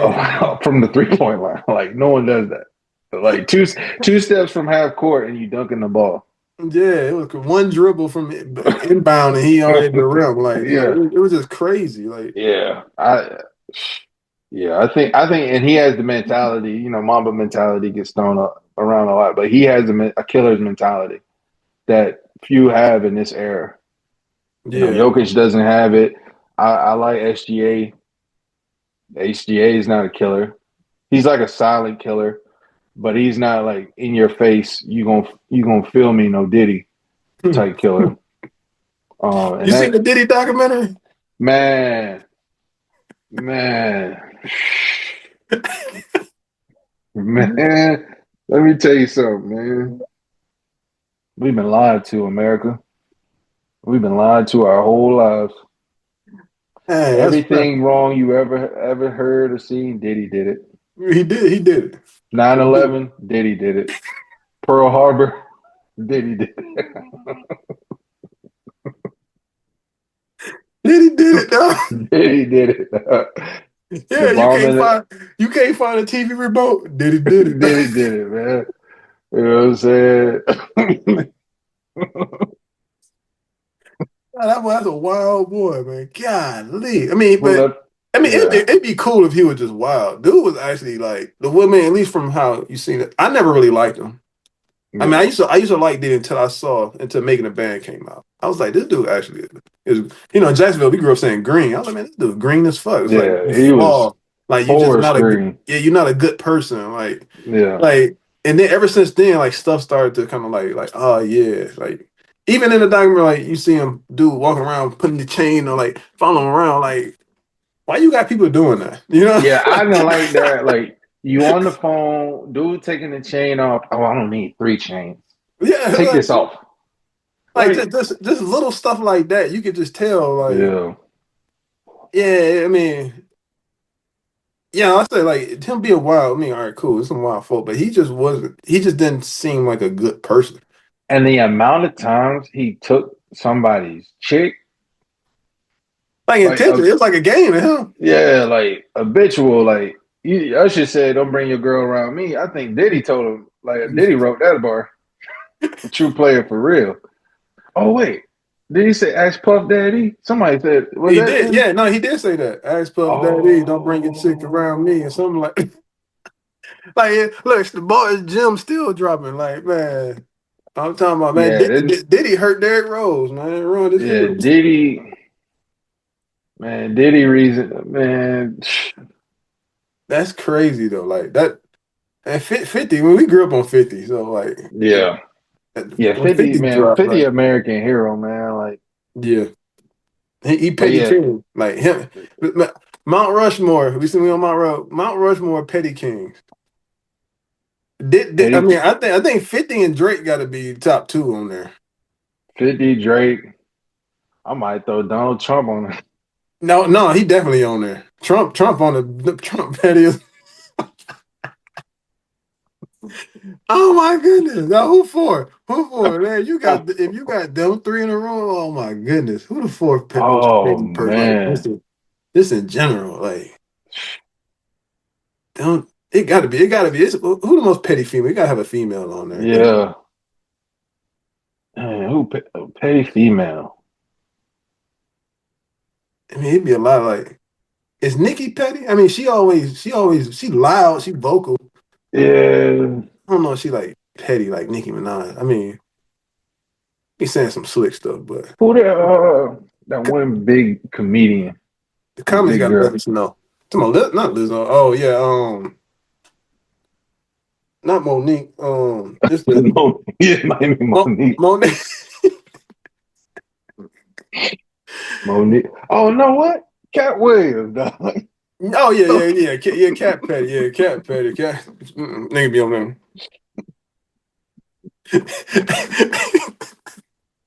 Cat Williams, Hey, yeah, Cat out there. That's a hell of a room right there. Cat, Trump, man, Drake, and 50. Ooh. man, niggas airing it out. Oh yeah, No, you ain't nobody safe. Well, they ain't nobody nobody say. safe. Golly. All right, let's see. We going to the baseball. You mentioned Shohei. Is Shohei one of the goats already?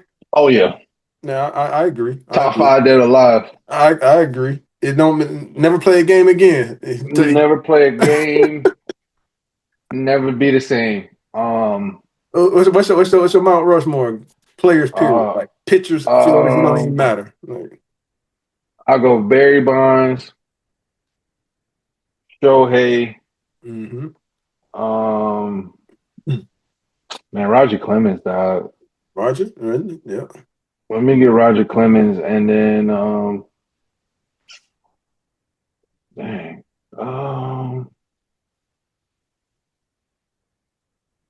shoot, Shoot, it's so many of them. Like they just start. I mean, because you got like the old school like Willie Mays and them. But then yeah. you got the Griffeys and them. Then you got like the Pujolses and Oh, Pujols. yeah. I Yeah, about to say yeah. I was yeah, like man. No, yeah. no, I'm tripping, I man. figured I had to jog your memory a little, but like Yeah, you can't I leave was Poo out here Poo out. walking. I had to jog it. Yeah, Pujols. Yeah, Pujols, Shohei, Barry Bonds, Roger Clemens. Honorable mentions from a pitcher standpoint. Greg Maddux was a dog, but Roger Clemens. Well, how many Cy Young? I think he won like what? Yeah, he got like about 6 or 7, something crazy. Yeah, I think. And another thing about baseball, I think the whole steroid thing, they just need to drop it. They do. They need to drop it. Let it just. They It do. was a period where they, as a league, needed views. They allowed them to do it. Like it wasn't like But it wasn't like how many players from that era are considered the greatest players of all time? Two, three? Like from like that steroid era, like what 97 to 2005, maybe. I mean, I think a lot of your greatest players of all time come from that era. Really? Like who? Like I mean, you got Bonds, you got A Rod, you got and who the nigga I was thinking about? Bronze, A-Rod, Roger Clemens. Yeah, Roger. I mean, that's enough.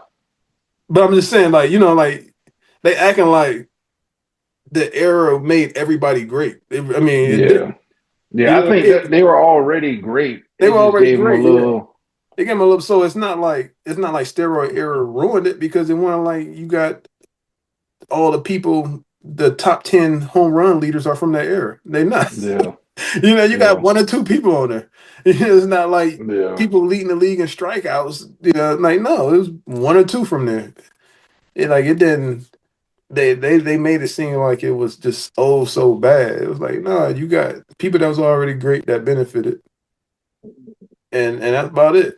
And you don't even know like they may or may not have benefited too. Like you don't know. Like shoot, yeah. I it's think been steroids is more of a like if bodybuilding. I think bodybuilding to me or a sport where I don't know. I don't think it's making them hit the ball even harder. It's still a skill in eye contact and I mean, you most know. most people say it helped with recovery. A lot of people like a lot of the PEDs was like recovery induced. I Mm. remember deer antler spray was real big at one Oh point. yeah, Like it was, because it helped like just recover the muscles, and if you working out and you taking it, you're not really sore, so it increases your load capacity to do more. But it also puts you at risk of getting injured again because now you putting on so much weight and muscle so fast that yeah.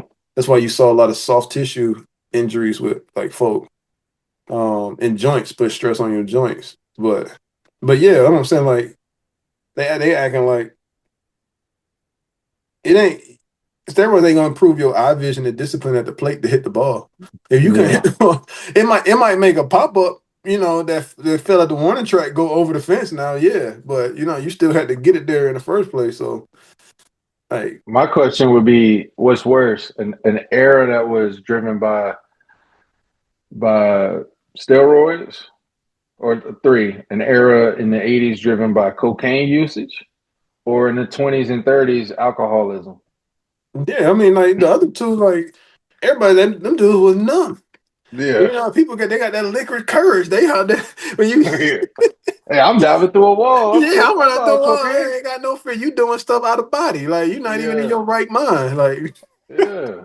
So I hey, think, especially cocaine. You had doggone Bob give like all them baseball, Daryl Strawberry and then Lawrence yeah, Taylor out here breaking people's legs on cocaine and stuff. Like yeah.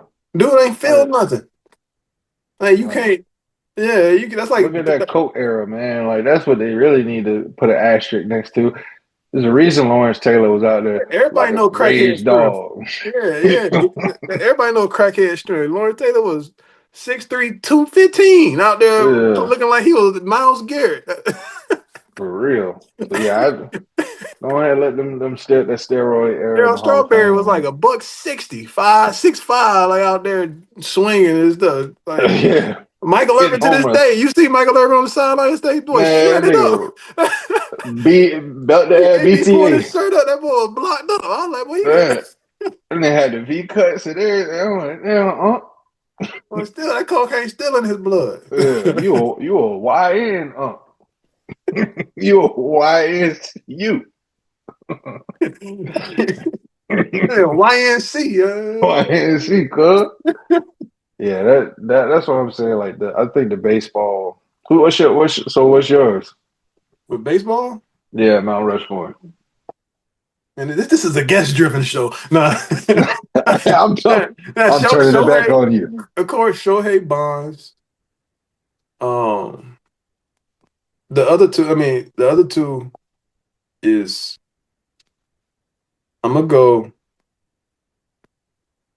I like the Pujols pick. I like A Rod though. I always like A Rod, even with the steroids. If I got Bonds in there, I could put A Rod in there.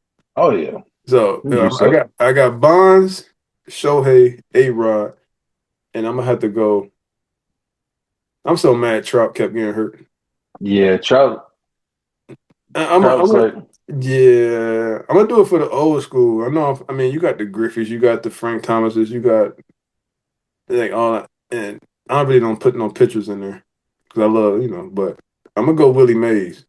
that's I'm gonna go Willie's probably Willie. my favorite old head of all time in all sports. Yeah, I mean, he was an athlete, but just doing some of the stuff that he was doing at that time, the basket catch, like just doing like just and performing under those pressures, like Jackie, the most famous, he had so much to deal with, but he wasn't Willie Mays esque type talent.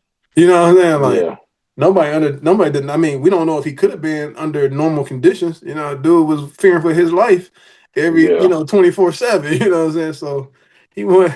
It's only so much you can train and focus on the game to yeah, put your best foot forward. But all things considered, I would go with them four. I do like the Pujols definitely top 10. Like he one of the greatest hitters of all time. I mean, yeah, the dog. And then I think yeah, the I think really the one major one we gotta get the perspective on is well two the quarterbacks. We ain't gotta do all NFL, but quarterbacks is always a hot one. What's your Mount Rushmore mm. quarterbacks? Oof, oof, oof, oof. The quarterback position, I feel like it. I don't know if it's evolved or regressed in a I sense think I think where, both. I think both. I mean honestly I think both. Like and it's hard to tell because I mean we talked about it the other day, like just with the stats, like the way the game is played, completion percentages are higher now because of the shorter passes, screen passes, the little shovel passes that count as, a completion yeah, versus a yeah, run. you can run as long as you run a sweep in front, it considered a pass. Yeah, you know what I'm saying? Or you just toss it, like if it's in the air for 0.5 seconds or so, like Yeah, so completion percentages skew things. So if you're looking at Elway and Marino versus Matt Ryan and Drew Brees, it's gonna be like 56% versus 70. yeah, Like them dudes wasn't that more accurate throwing the ball. They just had the schemes allowed them to get the ball in their hand quicker with yeah. these Dumping shorter. off the running backs, Yeah, tight ends, the usage of tight ends more so. yeah. So like the Um, the what do they call it? Like was it the air length of yards yeah, or? the length of pass is a lot shorter now because it's Hmm. built off efficiency and so with that and then like just defensive rules, like you can't really hit the quarterback no more. Yeah, You can't you really can't touch. you, you can't even sack the quarterback. Yeah, you can't touch the receivers too much, or instant replay. You gotta have like if you catch the ball, and you hit the ground. You gotta maintain control. Yeah. Like so. Yeah, it's a lot of different things. But yeah, to your point, I think it's both. I think the skill set and stuff has evolved, but I think it capitalized off of the de-evolution of the in comparison of like Hmm. what you are counting on your quarterback to do because the quarterback was it was a lot harder to play then than it is now. Oh yeah. On But the talent is a lot higher than it is now than then. Yeah. You had guys like Terry Bradshaw. But he's gonna be Uh, starting any year. But I mean, yeah. Terry, like I heard I saw John Elway, they were going to get a list of oh name man, he the name called of Bradshaw called a straight. yeah, but he went off on he was like, never. No, no, Everybody else got like an answer. They said Bradshaw never. never. He doesn't even belong on this list. No, he don't even belong. But I mean, kind of to that point, my Mount Rushmore, as a pure, and I'm going off on a tangent, as a pure passer, to me, the best passing quarterbacks I've ever seen are Dan Marino and Aaron Rodgers. Aaron Rodgers from an off platform, under duress. He just the way he spins the football. I've never seen it. Like Dan Marino to me just had I don't know like he looked like a professional quarterback. Yeah. standing tall in the pocket, taking big hits, throwing dimes, throwing darts, throwing bullets. Dan Marino, to me, is still the greatest quarterback I've ever watched. From And off the field too. We talked about greatness and fame. Like he had the look. Like he yeah, was famous. You know, he had the aura. You know, he was in Miami. yeah, You know, like he had like the whole package. Only thing he missing was a chip. He never yeah, married the all game. He didn't get the yeah. ring. Yeah, he didn't marry the game, and it's sad that he got it. He got his opportunity so early. Yeah. But my second on this list is the person that kind of stopped that from happening, Joe Montana. Mm. Yeah, some may say Joe was a product of a system, product of talent around him, but he made And the most of it. he made the most of it. Yeah, when he was clutch, when it was time to be clutch. Um, third, But hold you on, know, hold on. You combining Elway, I mean Marino and Rogers? no. I'll just had to throw that about Oh, Aaron okay. Rodgers So does not make this list. oh, okay, But okay. but from spinning the football, quarterback used to be the position I always wanted to be. I've watched Yeah. more of that position than probably any position. Those two. Okay. But Aaron Rodgers don't make the list. Dan So Marino, and then Joe Montana. Montana. Um, I gotta go with Tom Brady. Oh, yeah, gotta go with I Tom mean, Brady. It's self-explanatory. yeah, like I don't need no dialogue with that. And then fourth is hard. What's this hard? Folks want to crown Mahomes early. He's won 3 chips, an MVP, and all that good stuff. Um, but it's just from as I watch the position, he's just I don't know if I would put him on there, but I don't know who I would replace him with. Peyton. Oh, let me put Peyton Manning on there. Hey man, I mean you can't argue with Marino, Montana, Brady, Manning. Yeah, that's a good one. So I put my list probably the same except for I got Mahomes in there. Mm. And this the first year he ain't been in the playoffs since the starter. It's the first year he ain't been in the Super Bowl or the West or the AFC Conference And Championship. that's why I put him on the list because hey, I'm just hating. What have you he, done for he me the Jag, lately? he the Jaguars. This the first Yeah. dude. I mean, it just I don't know how you disrespect. I mean, it's not disrespect, but you got Mahomes. When Tyreek left, how you don't get this man any kind of receiving help? Yeah. I mean, you waiting on like Rasheed Rice and all but yeah, like it's not. Joe Yeah. Burrow got T. Higgins and Jamar Chase. Like Detroit, they got Amon-Ra, St. Brown, and Jameson Williams. Jalen Hurts got Devontae Smith and AJ Brown. Like, like he Yeah. out here, he throwing at Marquez Valdez. He got old ass Juju Smith. He got, he Hollywood Brown. Some Yeah. little dude Xavier. We're like, come on, man, get this man. Yeah. Like get Tom Brady his Randy Moss so they can break the record the first season and like come on like what's going on like but Yeah. that kind of play like he doing it with just you can't say it's his receivers. Oh yeah. The only kind he had and you can't say it's his running backs. He didn't have different running. He really don't have no. Yeah. It's him and Travis Kelsey. He is the system. Yeah, but I'll basically say that. I'll because say they that. say he can't even read defenses. Well, they used to Yeah, until like a couple years ago. yeah he just be out there playing like He just was just throwing playing ball. like Yeah. I mean, I that's why I got him up there so early. He kind of like the Shohei, like yeah. even though it's still early, like I seen enough. Like Yeah. I you just personally need one more. And then because all right, Peyton has two.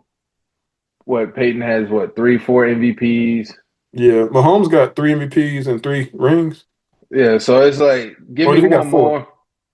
No, he got Three four. rings, I think. Yeah, Well, Mahomes, give me. Brady got seven, right? Did he win 3 in the first half and 4 in the first, or did he win 4 then 3? I want to say 4 then 3. So Mahomes got 4 because remember they got the same exact stats. They got hurt the Oh same wait, day. 3. Okay, 3 then. Yeah, it's 3 then. Okay, Because yeah, Mahomes got 3, Brady got 3, and yeah, they're basically playing the same role. yeah. Yeah, I need Mahomes now in this third or second, whatever Half of the chapter career. he's in. I need him to win another chip. Now that Kelsey's on his way out. doesn't have anything around him. The defense isn't as scary as it used to be. If he can prove once again that it is him, Yeah. I'll replace. I'll Why replace. my man's got to win another chip and Marino ain't got one? It's hey, it's He said we ain't different. gonna It's talk different. about that. It's different. It's different. He different. Marino was in the 80s and 90s throwing 5,000 yards, 5,000, man. dog. Boy, came a second year through 5,000 out the gate. Or was that Oh first year? yes, That second was the year, second yeah, year. That was the second second year, year. Yeah. 62,000 yards. In that era is And just that's crazy. it gotta hold some weight. He would have had 100,000 in today's game. Yeah, it's gotta hold some weight. It do. I mean, Marino. I Um, think Marino on the. So that was my top four. All I did was just switch Marino and Mahomes. But if you got like 4 to 8, it's like Marino, Aaron Rodgers. The probably like yeah, the Marino, Aaron Rodgers for you. It'd probably be Mahomes, Aaron Rodgers. You know yeah, Mahomes, Aaron Rodgers, like that and round out like the top six. Yeah, yeah, and then the rest is the rest. yeah. The rest don't really matter because you kind of all about the same. It's just You got your fringe, Troy Aikmans and Steve Youngs and Ben Roethlisberger's, Drew Brees. Drew Brees. I said, man, who was that? Dan Orlovsky said if the Rams win, that Matthew Stafford need to be considered the greatest quarterback of all time. Did you see that? Oh, that man must That he man, look yeah. yeah, man. That was the dumbest thing I heard in my life. I was Yeah, like, what? he on this Skip Bayless, Yeah, man. he trying to get famous. He ain't trying to be He's great. trying to he won't be great. He won't be a great analyst. He don't want to be great athletes. He Yeah, trying to Matt. get famous. I don't even talk about Matt Stafford. For those that don't know, I played AJ and the Chip, man, and all my players went to bed. Matt Stafford just gave away his MVP. Matt Stafford just gave away his MVP See for that that's performance. the fantasy football goat. Oh man, he don't he don't put the accessories on. Yeah, dog. It was a competitive league, man. We Nah, was that was we a weren't good even league. supposed we weren't even supposed to be that. Nah, Had I some mean, I thought it was had gonna be a some. wrap for me early on. I lost Tyreek Hill first. I was like third pick. Yeah, that Hey, was crazy. But no, all right, last Mount Rushmore. Mount Rushmore of boxing. ooh, ooh, huh. I had to say that one for last. All right, so And I'm gonna I'm gonna make this an individual post on Instagram. Then so this one is really going back to the early question of personality, spontaneous. An hour from now it's going to change. Mhm. But number I'm first on my list is going to be Jack Johnson. Jack. Jack Johnson was the first African American to not only be champion, but to parade around as a successful black man in America Yeah. What, 20s? The in the teens? 20s, Right? in the Yeah, teens, 19, had 15, and 20. he had a preference for the snow bunnies. The snow bunny. Like he was he was the most popular milk merchant. he was a milk merchant, man. The milk of magnesia, like you can't even fathom in that time period someone being able to do it. He never fought African American. All he wanted to do was fight white dudes. Did And you watch the Dave Chappelle special? yes, Yeah, he did. that, that's why He did a great that day, job. hey, that Dave Chappelle special, man. It was good. It was awesome. It was His storytelling is underrated. He might be a no, it better is. storyteller than he is comedian. But He's being right he's now, being serious, but it's coming off funny. he's scripting it with some comedic relief while actually relaying important facts and Yeah, serious fact I mean to your point, I think right now at this current stage he's a better storyteller than comedian. Before he was a great comedian. Like yeah, right now, but I think that's his focus. I think he wants to yeah, tell the stories and stuff. yeah. He's focused on his greatness, no longer the fame. Yeah. But let me throw Jack Johnson on there. Muhammad Ali. Easy. Um, just goes without saying. Oh man. Two more. I'm throwing Terrence Crawford on mine. Ooh, that means Terrence. Cra- so I had a couple in my mind. I'm thinking like, who he gonna name? So I had a couple. Terrence was in there, but I didn't think he was gonna name him. So I'm gonna have to ask you about the snubs that, at least to me, that I would thought you would have picked. But if you didn't say Terrence, then Terrence would have been a snub too. But all right, keep going. So Jack Um, Johnson, Ali, Bud. and then I mean, to me, an easy one is Floyd. Um, and one of my favorites is Purnell, but that's more favorite. When we talking about etched in stone, Great. every generation that walks by will know these names and their mark on the sport. Um, gosh, oh man, that fourth one. It's always the Oh, fourth one. The first three always good, easy. It's like always that yeah. fourth one. Give me Sugar Ray Robinson. All right, cool. So that was the main one I was gonna ask you. I was like, he said Floyd. I said, hold on, he ain't say Sugar Ray because Yeah, Sugar Ray used to be that consensus, like quick first off Sugar Ray. yeah. My bad. I got caught up in this The the, storyteller, the story. I got caught up in that Jack Johnson, and you got caught up in but that fame. I got caught up in that fame. Man, I wanted to get a famous some clicks. No, but yeah, Sugar Ray Robinson, arguably like Sugar Ray Robinson is the Dr. J to Michael Jordan. Yeah. So Um, Muhammad Ali. for Muhammad Ali, like Yeah. this 121 and I think 20. Every time he lost, he defended his loss So in victory. so with this not being preference, you think or you feel or Bud Prime Bud to beat Prime Floyd. Yes, yes. The thing that and then it's not just the what have you done for me and in the moment. I've watched enough Terrence Crawford to understand that there is not a scenario that he will not have a game plan for. And So, I'm so, saying so, so the slow starting ain't gonna affect them with a Prime Floyd. the slow start is going to inhibit Floyd from getting off because Floyd is a counterfighter, right? Floyd. I need that bull to come to me so I can be a matador. If the bull is sitting and waiting for you, what is Floyd? Now Floyd has to be pretty boy. He can't be money maker. So we will need money Or we maker. just in a boring ass fight. Yeah, it's gonna be a boring fight, but I don't think Terrence is gonna allow it to be boring because at some point he's gonna be a pressure fighter. Mm. Um, and then him being southpaw, I think, is going to cause problems for him, for Floyd. It's been a few times Floyd I'm has, definitely putting this on the clip. yeah, Bud beating for the yeah. record. My Give man me said Terrence Crawford beating Floyd Mayweather. 140 at Both in their prime. 147, at Both in their prime. 147, at 147, Mm. at 147. Um, and Floyd probably can't go any higher than that. Maybe 156. But yeah, 147. Give me Bud Crawford. Again, he master manipulator. He's going to dissect everything that Floyd's doing and make it hard for him. It might be a point. It won't be a knockout, but it will definitely be coming down to points. Give me Terrence Crawford.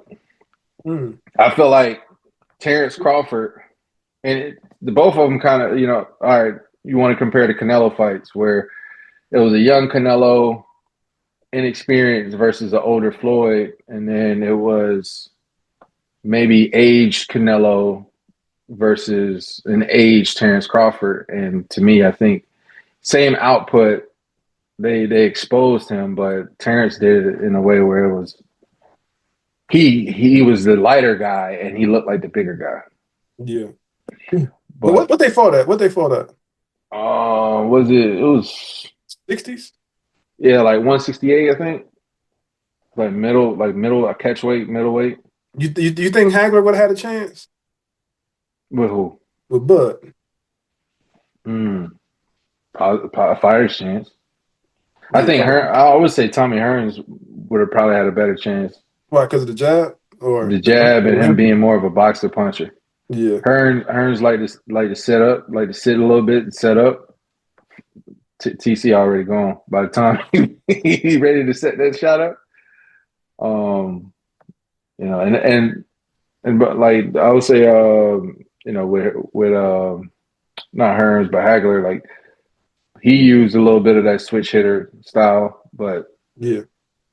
he's a brawler. What I about Roy? think, Roy been getting a lot of love lately. I've been seeing Roy in a lot of like. I ain't yeah, never the last 24, 18 months, 24 months. I have never seen as much Roy the GOAT top five stuff as I before. Like I don't know if anything happened or just what, but yeah. I think it goes again. The reoccurring topic is the fame aspect. I yeah, think his fame. He has been one of the like more famous boxers over the last 30, 40 years. yeah, And he had the Olympic pedigree, and you just go back to his style. His style was like almost a Barry Sanders esque style, where it's like slick, like yeah. just um I mean, it was fun to watch. fun to watch. But then he had his hiccup with Antonio Yeah, Tarver. Like how do you let that happen? yeah. You done, they boy ain't focused. So You know. we ain't got to spend But too then much. he beat James Tony, who's Yeah, on my extended list of yeah. favorite fighters. So That's what I was about. um That's what I was about to get at. Like we ain't got to spend too much time, but like you mentioned James Tony. Like you didn't mention someone I know like your personal favorites, and I wonder like how, what caused them not to miss the cut? Like just in like a short, like Lennox Lewis. yeah. And name my son after Lennox Lewis. Yeah, like what was Um the thing that kept him out of, or I kept him from think being the greatest he could be, like or the top four? Lennox, I think just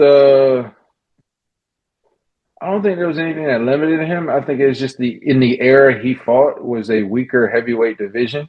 Yeah, Yeah, you had Holyfield, you had a troubled Mike Tyson, and then Klitschko was like the the yeah, it, the, it wasn't really nothing. the Klitschko era. So I think he just fought. He was like a big man in a weak. Yeah, It was like the years when we only had Joel Embiid and Boogie Cousins yeah. as centers. You're right. Yeah.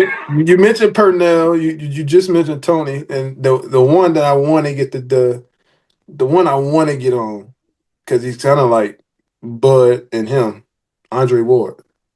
Yeah. I thought about Andre Ward too. And again, I think again, the era Okay. in which he fought in. Some people say Um, that about Bud. They say he ain't fight nobody that took Canelo.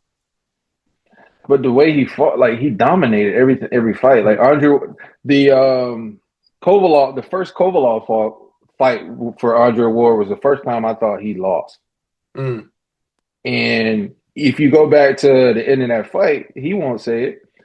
But when they announced the victor, there was a look of like surprise yeah, yeah. when he was on the corner, like Oh, like, oh he's shoot. like, hey, and he ran it back and he won, but But Bud never had that moment. Bud never had that moment for me. If Bud had that moment, it was maybe early on in the fight, and then for the rest of the fight, like throughout the duration of the fight, I was like, man, he might be losing this. But yeah, from a fighter standpoint, my like archetype would be James Toney, Andre Ward, Pernell Whitaker, and the old school. What's my man name? Uh, Jersey Joe Wilcott. Oh, Lot of yeah. head Slick, movement, yeah. slick, You like slick off. them loose motherfuckers. I like to get loose, dog. I like to herk and jerk all these Yeah, fools, Jack and man. jiving in the ring. Jerk and jive and all. That was my type fighter. So that for me, I don't like. They're great in my eyes, and they're great. Period. But just from a wall of like, if I had to do a history book on the sport of boxing and explain it, and need those individuals to me, And Terrence Crawford might be the anomaly. Like, well, what's his significance? Those four that I mentioned play a huge part in the history of boxing to me. Yeah. I mean, I know he Um, probably not Mount Rushmore. Then we're gonna get to the closing topic, but like, where do you rank Usyk at in, as far as heavyweights, I think or Usyk this is, boxer because he moved up, cruising. He been hitting like it's been the same result wherever. and I keep jumping back from sports. I think Usyk is the equivalent to a Joker, where he does not fit your design Yeah, of greatness in the you're never sport that gonna create he. a player like him. Yeah, you you're know, not gonna create a player like him, but then you look at him, he does everything you want. He yeah, does everything you want. He doesn't. He's not, he's not giving you the style points. He's not giving you the slickness, but he does everything at an efficient level. And I think for him, there's no one out that should beat him. no, no. Um, It ain't many that beat him ever. Period. I mean, yeah, one I'd like to see him versus Holyfield at light heavy and cruiser I and think, for I think, him, I think, I think he whoops Holyfield. yeah, I actually I think think I don't even think it'd be close. yeah, I think Lennox will get him on range. Lennox, that'd be a good fight, but I Yeah, mean, but but even that scares me. I think he's not just but the good way in he this the way he era. beat Tyson Fury, and Tyson's a boxer at 6'8", Yeah, 6'7". I don't that think was with my Lennox favorite heavy. It's still my favorite heavyweight in this era, Tyson Tyson Fury. Fury. Well, because he's a Yeah, boxer's boxer. The dude was just like yeah, he more like Jokic to me. Cause you look at true. him, you don't think Joker could hoop. But he got a little slickness to him. He Like he took do. I mean, Joker throw behind the back pad there now, but I'm just like from like optically looking. You look at yeah. Oh Joker, yeah, like bad bodied and all. Like like, yeah, like but then you look at the skill level. They both like they probably yeah, got the most skill in their sports. Like Fury, and then yeah, they don't really take it serious. Like Joker win a championship, he out there racing. I don't even want to talk about basketball. He racing dogs yeah. and He all. talk about his You know, horses and yeah, stuff. Joker. I mean, you damn Fury the same way. Like you're Yeah, like, dude, like, do you even care about this? But they do. But it's yeah, just kind of how they detach from it. Like I look at yeah, those two are real similar to me.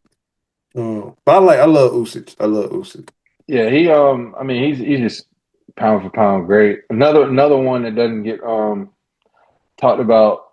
I forget it. Like names slip me. Like what's not bantamweight, but the Japanese dude. Oh yeah, yeah, yeah. I know you're talking about. Yeah. Yeah, Oh, like he's dude, crazy. But yeah, those dudes around there are always gonna get under the radar. They not the yeah. But yeah, boxing comes down to the heavier weights, and I think it's just been, especially in American heavyweight, is not, to me it was like the best athlete in the world, it's the crown jewel. and we haven't had that in quite some time. No, they all going to play football. Yeah, I mean it's been a European takeover for all sports. I mean, for real, To NBA like yeah, NBA is all European, baseball is all like Dominican, Caribbean. yeah, Yeah, I mean, it's like football becoming all Samoan. Like it's yeah, a bunch of pukas yeah, out there now. Like yeah. A I mean, bunch I of see it a lot things. because I'm in Vegas. It ain't nothing but it's like Damn, Roman Reigns is out yeah, you there. know what I'm saying? Roman Reigns rocks out here fucking everybody, getting all these damn big ass kids and strong motherfuckers. Yeah, it's but yeah, I think Usyk just he's unstoppable, unstoppable force, and I don't think there's any fight in present time that is going to be marquee for him because there's no true It's competition. it's no true comp, no true draw. All right, we're gonna close out with the last three. So the first question is, what habits do you resist, or what habit do you resist that you know is good for you? I think reading. I don't even Mhm. is that a habit? I mean, it Like can reading. be. I mean, yeah, it can. I mean, yeah. I mean, it don't Uh, necessarily be. It just be something that you know that you probably should do, but you kind of resist or don't do it, knowing that it's I think, beneficial. and I think that's something that New Year's resolution, all that bullshit. But I think that's something that I need to pick up on. And I Yeah, notice like I got books on top of books and I might skim through them, but I think I just need to like invest in the book. yeah. Just lock Uh, in. just log in because a lot of information I'm getting in my life is either secondhand or conversational or news ads, some but book I can interpret my own Yeah. you know point of Now, view or does it have to be a physical, or will audiobooks count for that as well? yeah, audiobooks would help. I think Okay, good. I think it would help, especially like in the process of trying to get back in shape and working out, Mm. like having something to distract you. Because music, I don't know what it is. Maybe it's getting older. Like music doesn't hit the same. Like Mm. I'd rather listen to like instrumentals Yeah, no, or I get it. I know what you're talking about. like it's Because we had the age where like the stuff that get us hype and get us going, it's like just recurring. It's kind of old, kind of stale. yeah, The new stuff, you like, I don't really, some of the beats would be fire, but like some of the stuff they talking, you listening to the words and stuff, you're like, I don't want that, going in my brain, like yeah. I got don't like want yeah, yeah, yeah, so man, so yeah, I get it because so it's kind of you really don't have like a place or like instrumentals or you listening to like slow stuff and you doing heavy, you deadlifting and listening to Adele, you know what yeah. I'm So saying? and that's why I think books is that good replacement because for my entire life, like music, if I'm sitting down in a quiet place, I'm listening to music, but Yeah, I'm distracted mentally because I'm focused on the lyrics. Whereas a book, I can kind of take the context and formulate my own opinion or relate it to maybe something I'm going yeah, through. So I think that's something that I need to work on, knowing that it helps.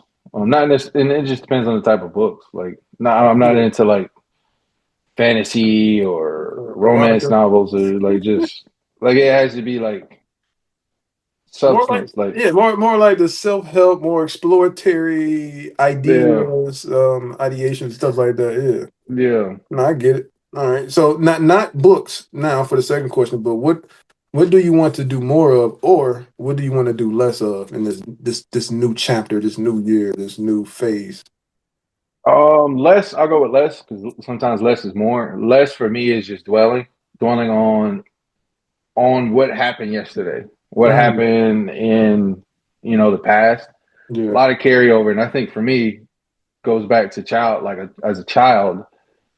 That was something that I've really brought on myself as an adult, like carrying over things that happened to me and just continue to compile layers on layers. And you realize how heavy the world is because you're carrying all the shit you don't need.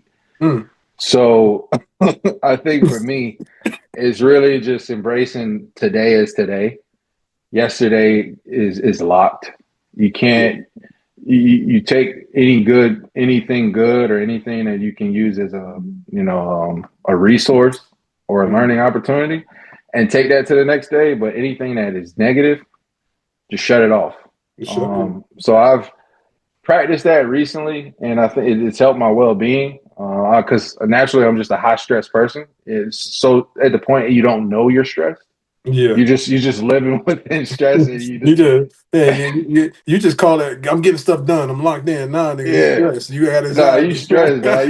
You depressed, dog. That's why you go into the gym or hitting the bag, Yeah, or you using. Once I've started to like be real with myself, yeah, so that's just being able to, hey, you're going through this, announce it. You don't got to broadcast it, but cut it off. yeah. And then just the improvement, I think, is just being a little more selfish. Mm, As I think of 8 years of being a parent, I feel like that my superpower, if you will, I've kind of it's been diminished because mm, I'm trying to infuse it into my children. yeah, You have your wife, you got to empower them, and I feel like as a power source, I've kind of left my powers. yeah, So like that's really where I need to focus on is getting back to me, getting back to like that level of yeah, I am a dog. I am I am this pedigree of yeah, individual, and it doesn't require me doing anything for anyone else. If anything, if I empower myself, it just that fused to power them. yeah. I mean, and then it ain't nothing wrong with that too. A lot of people try to vilify it or demonize it. Like Oh, you being so no, nigga. I mean, this is you on an airplane. They tell you put your mask on first before you help anybody else. Because if Right. you pass the fuck out, you can't help nobody anyway. So like, you Yeah. gotta have some level of selfishness to make sure you yeah, like you where you need to be to do what you want to do in a sense. Right. So a lot of people selfishness got a negative connotation. I mean, it can be negative, but it's not all negative. Like selfishness Yeah. is positive in the sense that what you're talking about. Yeah. Um, I think in Yeah. the last one, what belief or accepted knowledge are you like kind of questioning, revisiting, reworking, debunking, just whatever, whatever kind of word you want to use, like just, you know, like just whatever it is, like just something that's Hmm. Um. or I mean I, it could be currently or it could be something that you just recently did, or I just say something. one that's kind of crossed my mind is like follow your dreams. Mm, And I believe it's better to follow your reality. So following your dreams creates this perception that anything imaginable is attainable. And I'm learning as you get older and you realize life, you can't just flip a switch and expect things to be how you want them to be. Like you have to accept reality yeah, and live within that. And don't be so far fetched. Really, just be as black and white as you can, and it may create like I don't know. It may create a staleness, but it's consistent. It's like, yeah, hey, like I'm not too high, too low because I'm imagining that this will turn out. It's like, no, just be real with yourself. What are the outcomes? What are the possible outcomes? What have you done? Have you done enough to accomplish what yeah, you sought out to do? So for me, I think that's something that I'm focusing on, but also like, all right, as children grow up, they get they get told, oh, follow your dreams. Well, if you're not making those dreams reality, they're never going to yeah. come to life. So that's I, gue- something that I guess a follow up question with that, like, I mean, it's really kind of putting you on the spot. I don't know, you probably ain't thought about it or nothing, but I mean, just kind of like answer may change tomorrow, right when we end this call. But like, how do you think or how do you balance being ambitious with that? Because a lot of hmm times your reality isn't where you want to go. hmm But I guess, how do you keep from settling? yeah, You stay consistent, but not selling. Like yeah, any thought on that? Like it ain't got to be right. Just kind of like your thought yeah. right in the here in the moment. I think it comes down to having a plan because Mm, oftentimes it's just the thought of a good idea and it'll come to fruition, but there's no plan and there's no execution. yeah, So for me, I always like had all these great ideas that I wanted to accomplish, but I never had a plan to execute them. So when they didn't turn out the way I wanted them, it was kind of my own fault, my own wrongdoing of not stepping out of my comfort zone and going, all right, this is what I need to execute. This is how I need to do it. So that to me, it goes back to the reality standpoint of to make it a dream, to make it, come to life. The realism is the plan, and putting mm, it in this 4D, 5D dimension in your mind and putting it down on paper in the physical thing is the most important for me because sometimes you got to see it to believe it. yeah, But yeah, it doesn't limit like ambition and the thing like that. Is like I still have I still think there are great things to accomplish, but what is the reality? What is the plan? How do we get there? Let's make it real by the steps needed to execute. And I think as you grow older, you have to. As a kid, like yeah. coming up, you just You don't really assume. know. Yeah, you don't really Yeah, know. you You ain't just got that type assume of things are going to happen in a way, and sometimes it's faith based or universe, whatever your chakra or whatever your belief system is. Sometimes it's honed in by that, but the reality is whether that is your source. In reality, you still have to work towards it. yeah, So the ambition is always going to be there, but it's like okay, if I want to if I want to be, a great boxing coach, I can't just, just say that. I have to work at it. I have to train. I have to, work with different people. I have to get outside of just working with kids. I got to work with adults. I got to work with pros and amateurs. So it takes the steps in reality to accomplish what some sought out as a dream. But it doesn't limit the ambition. It just you got to put the work in. It's not fun and games. Um, it's not the fame. The fame is the dream. The greatness is the work. Oh, got it, yes, sir. What's that's a bar right there. That might be the caption when I post. That's it, folks. Let me go ahead and end this. That's how you drop the mic on these niggas. Man, hey, we just doing too much. Just doing too much. All right. But we gonna get back on that fame piece. Where can people find you? You know what I'm saying? We gotta get this boy famous. We got the top 1,000 boxing coach to me, Yeah, top 10, top five, you know, I'm, dead I'm or about alive. So top 50. I like it. yeah, All 50 games on everything, man. From uh, Twitter handle, Instagram, TikTok. I'm not on much. I don't dance. I just rock away. you're right. Um, PlayStation, if you want to hop on the game, I'm playing Fortnite these days. 50 games. Oh, they got you playing Fortnite. Man, I've been buying skins out, Oh man, they didn't got I'm him. The I'm I'm I'm out, YNs didn't got him. I'm out here spending honey buns on skins. Oh Uh, man, yeah, yeah. it's hard out here, bro. But yeah, 50 games, man. That's me.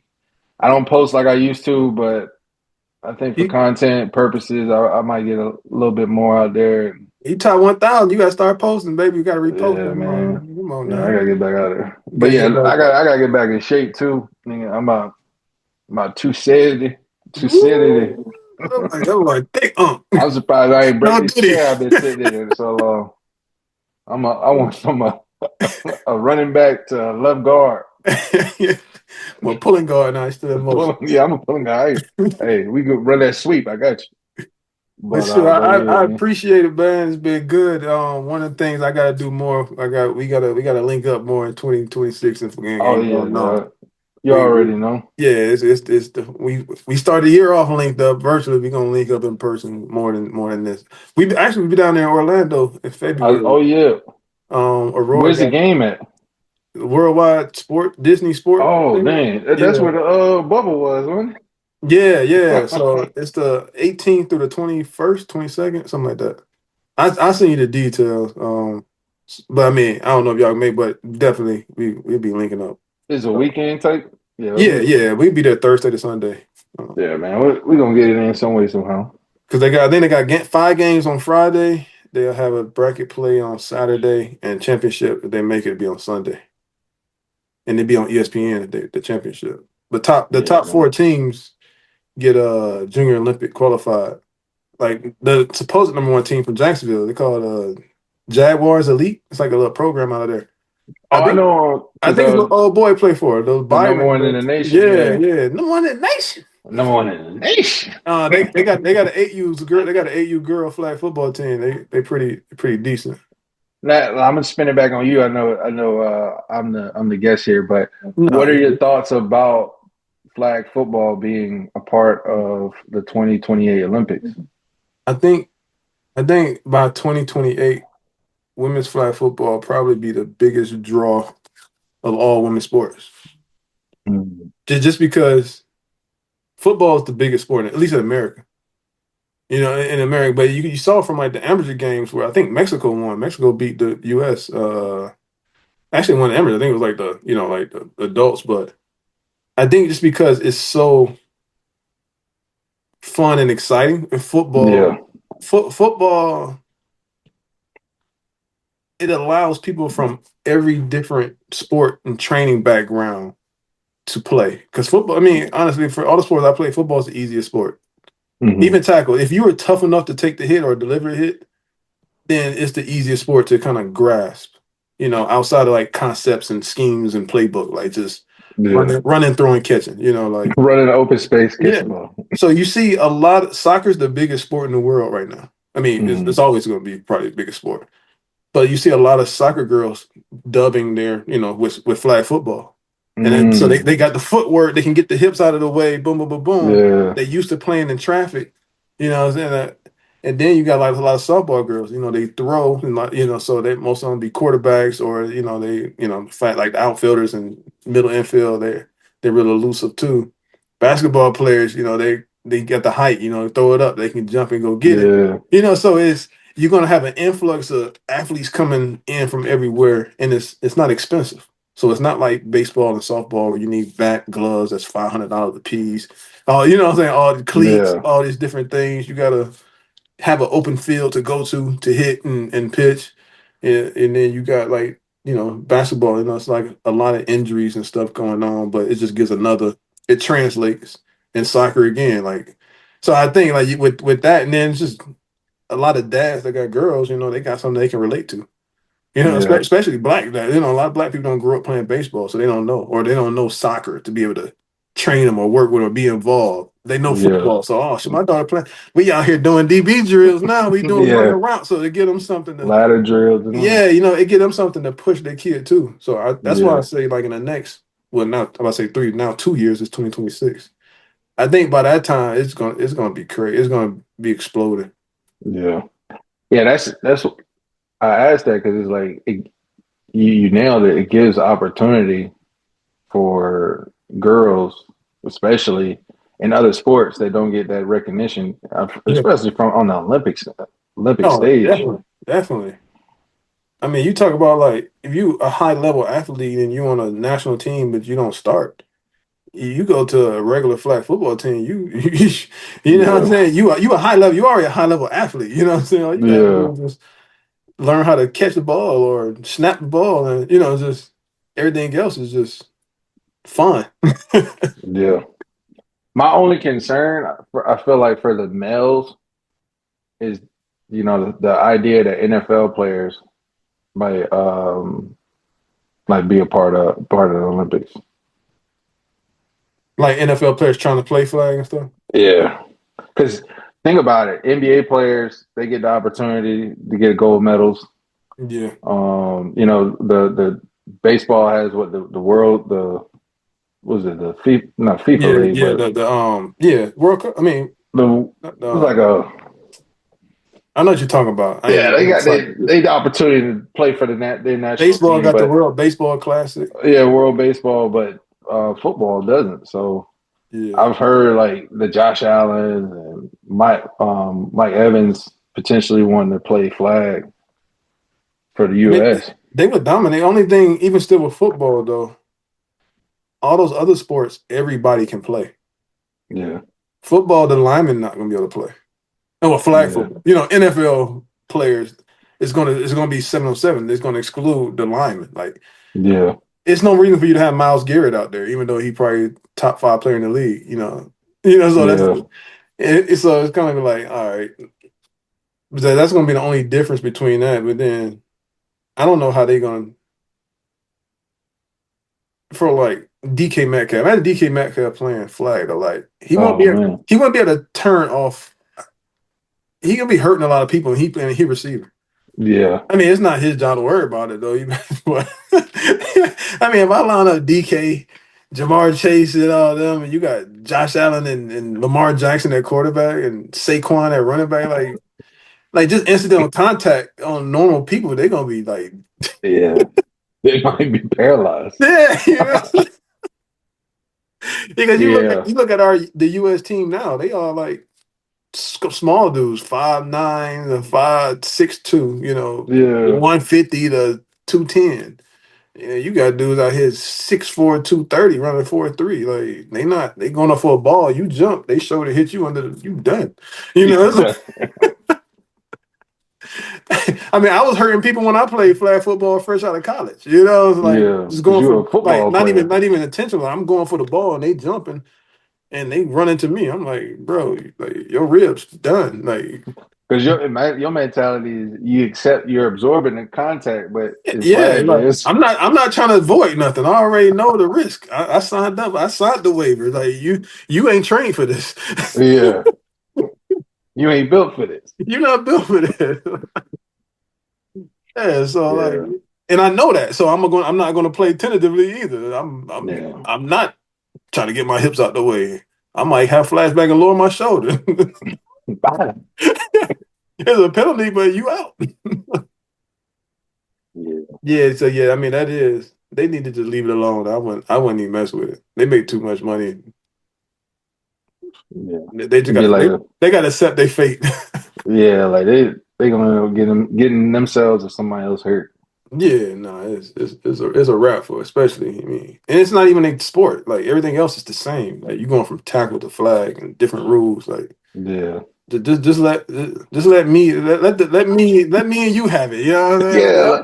Yeah, You know what I'm saying? Let us get a gold medal, man. Y'all let got us get Super a gold Bowl. medal, bro. Like, you get $60 million a year to throw the ball. Like, come on, man, you go Yeah, buy you a gold medal. sure. While you playing, we might have to train for it. Damn, I'm telling you, shit, I might. I got what? We got 2 years. I got 2 years. Yeah. 2 years of training. I get back right. If I get back right, I'll be a little slot. I'll run that slot. But shit. Man, All right, man. We're gonna wrap this up. I don't have the post in order, but you will see it. But go Jags, and we might fantasy football championship was us. We might get an NFL championship, 49ers versus oh Jaguars. yeah, And I'll really be hurt. hey, that happened. We, Which we, we gonna we gonna go live if that happened. We going live. yeah, And, and it's in San Francisco, so oh, hey, but that might be the next meetup. Then we may not go to yeah, the game. The tickets might be, but we be in the area. be in the Bay We be in the Bay. like E40. But all right, bros, we out of there. All right, Bruce. Keep You doing keep doing too much. That's all. Hey, if you ain't doing too much, you ain't doing enough. you ain't doing it no. Yes, sir.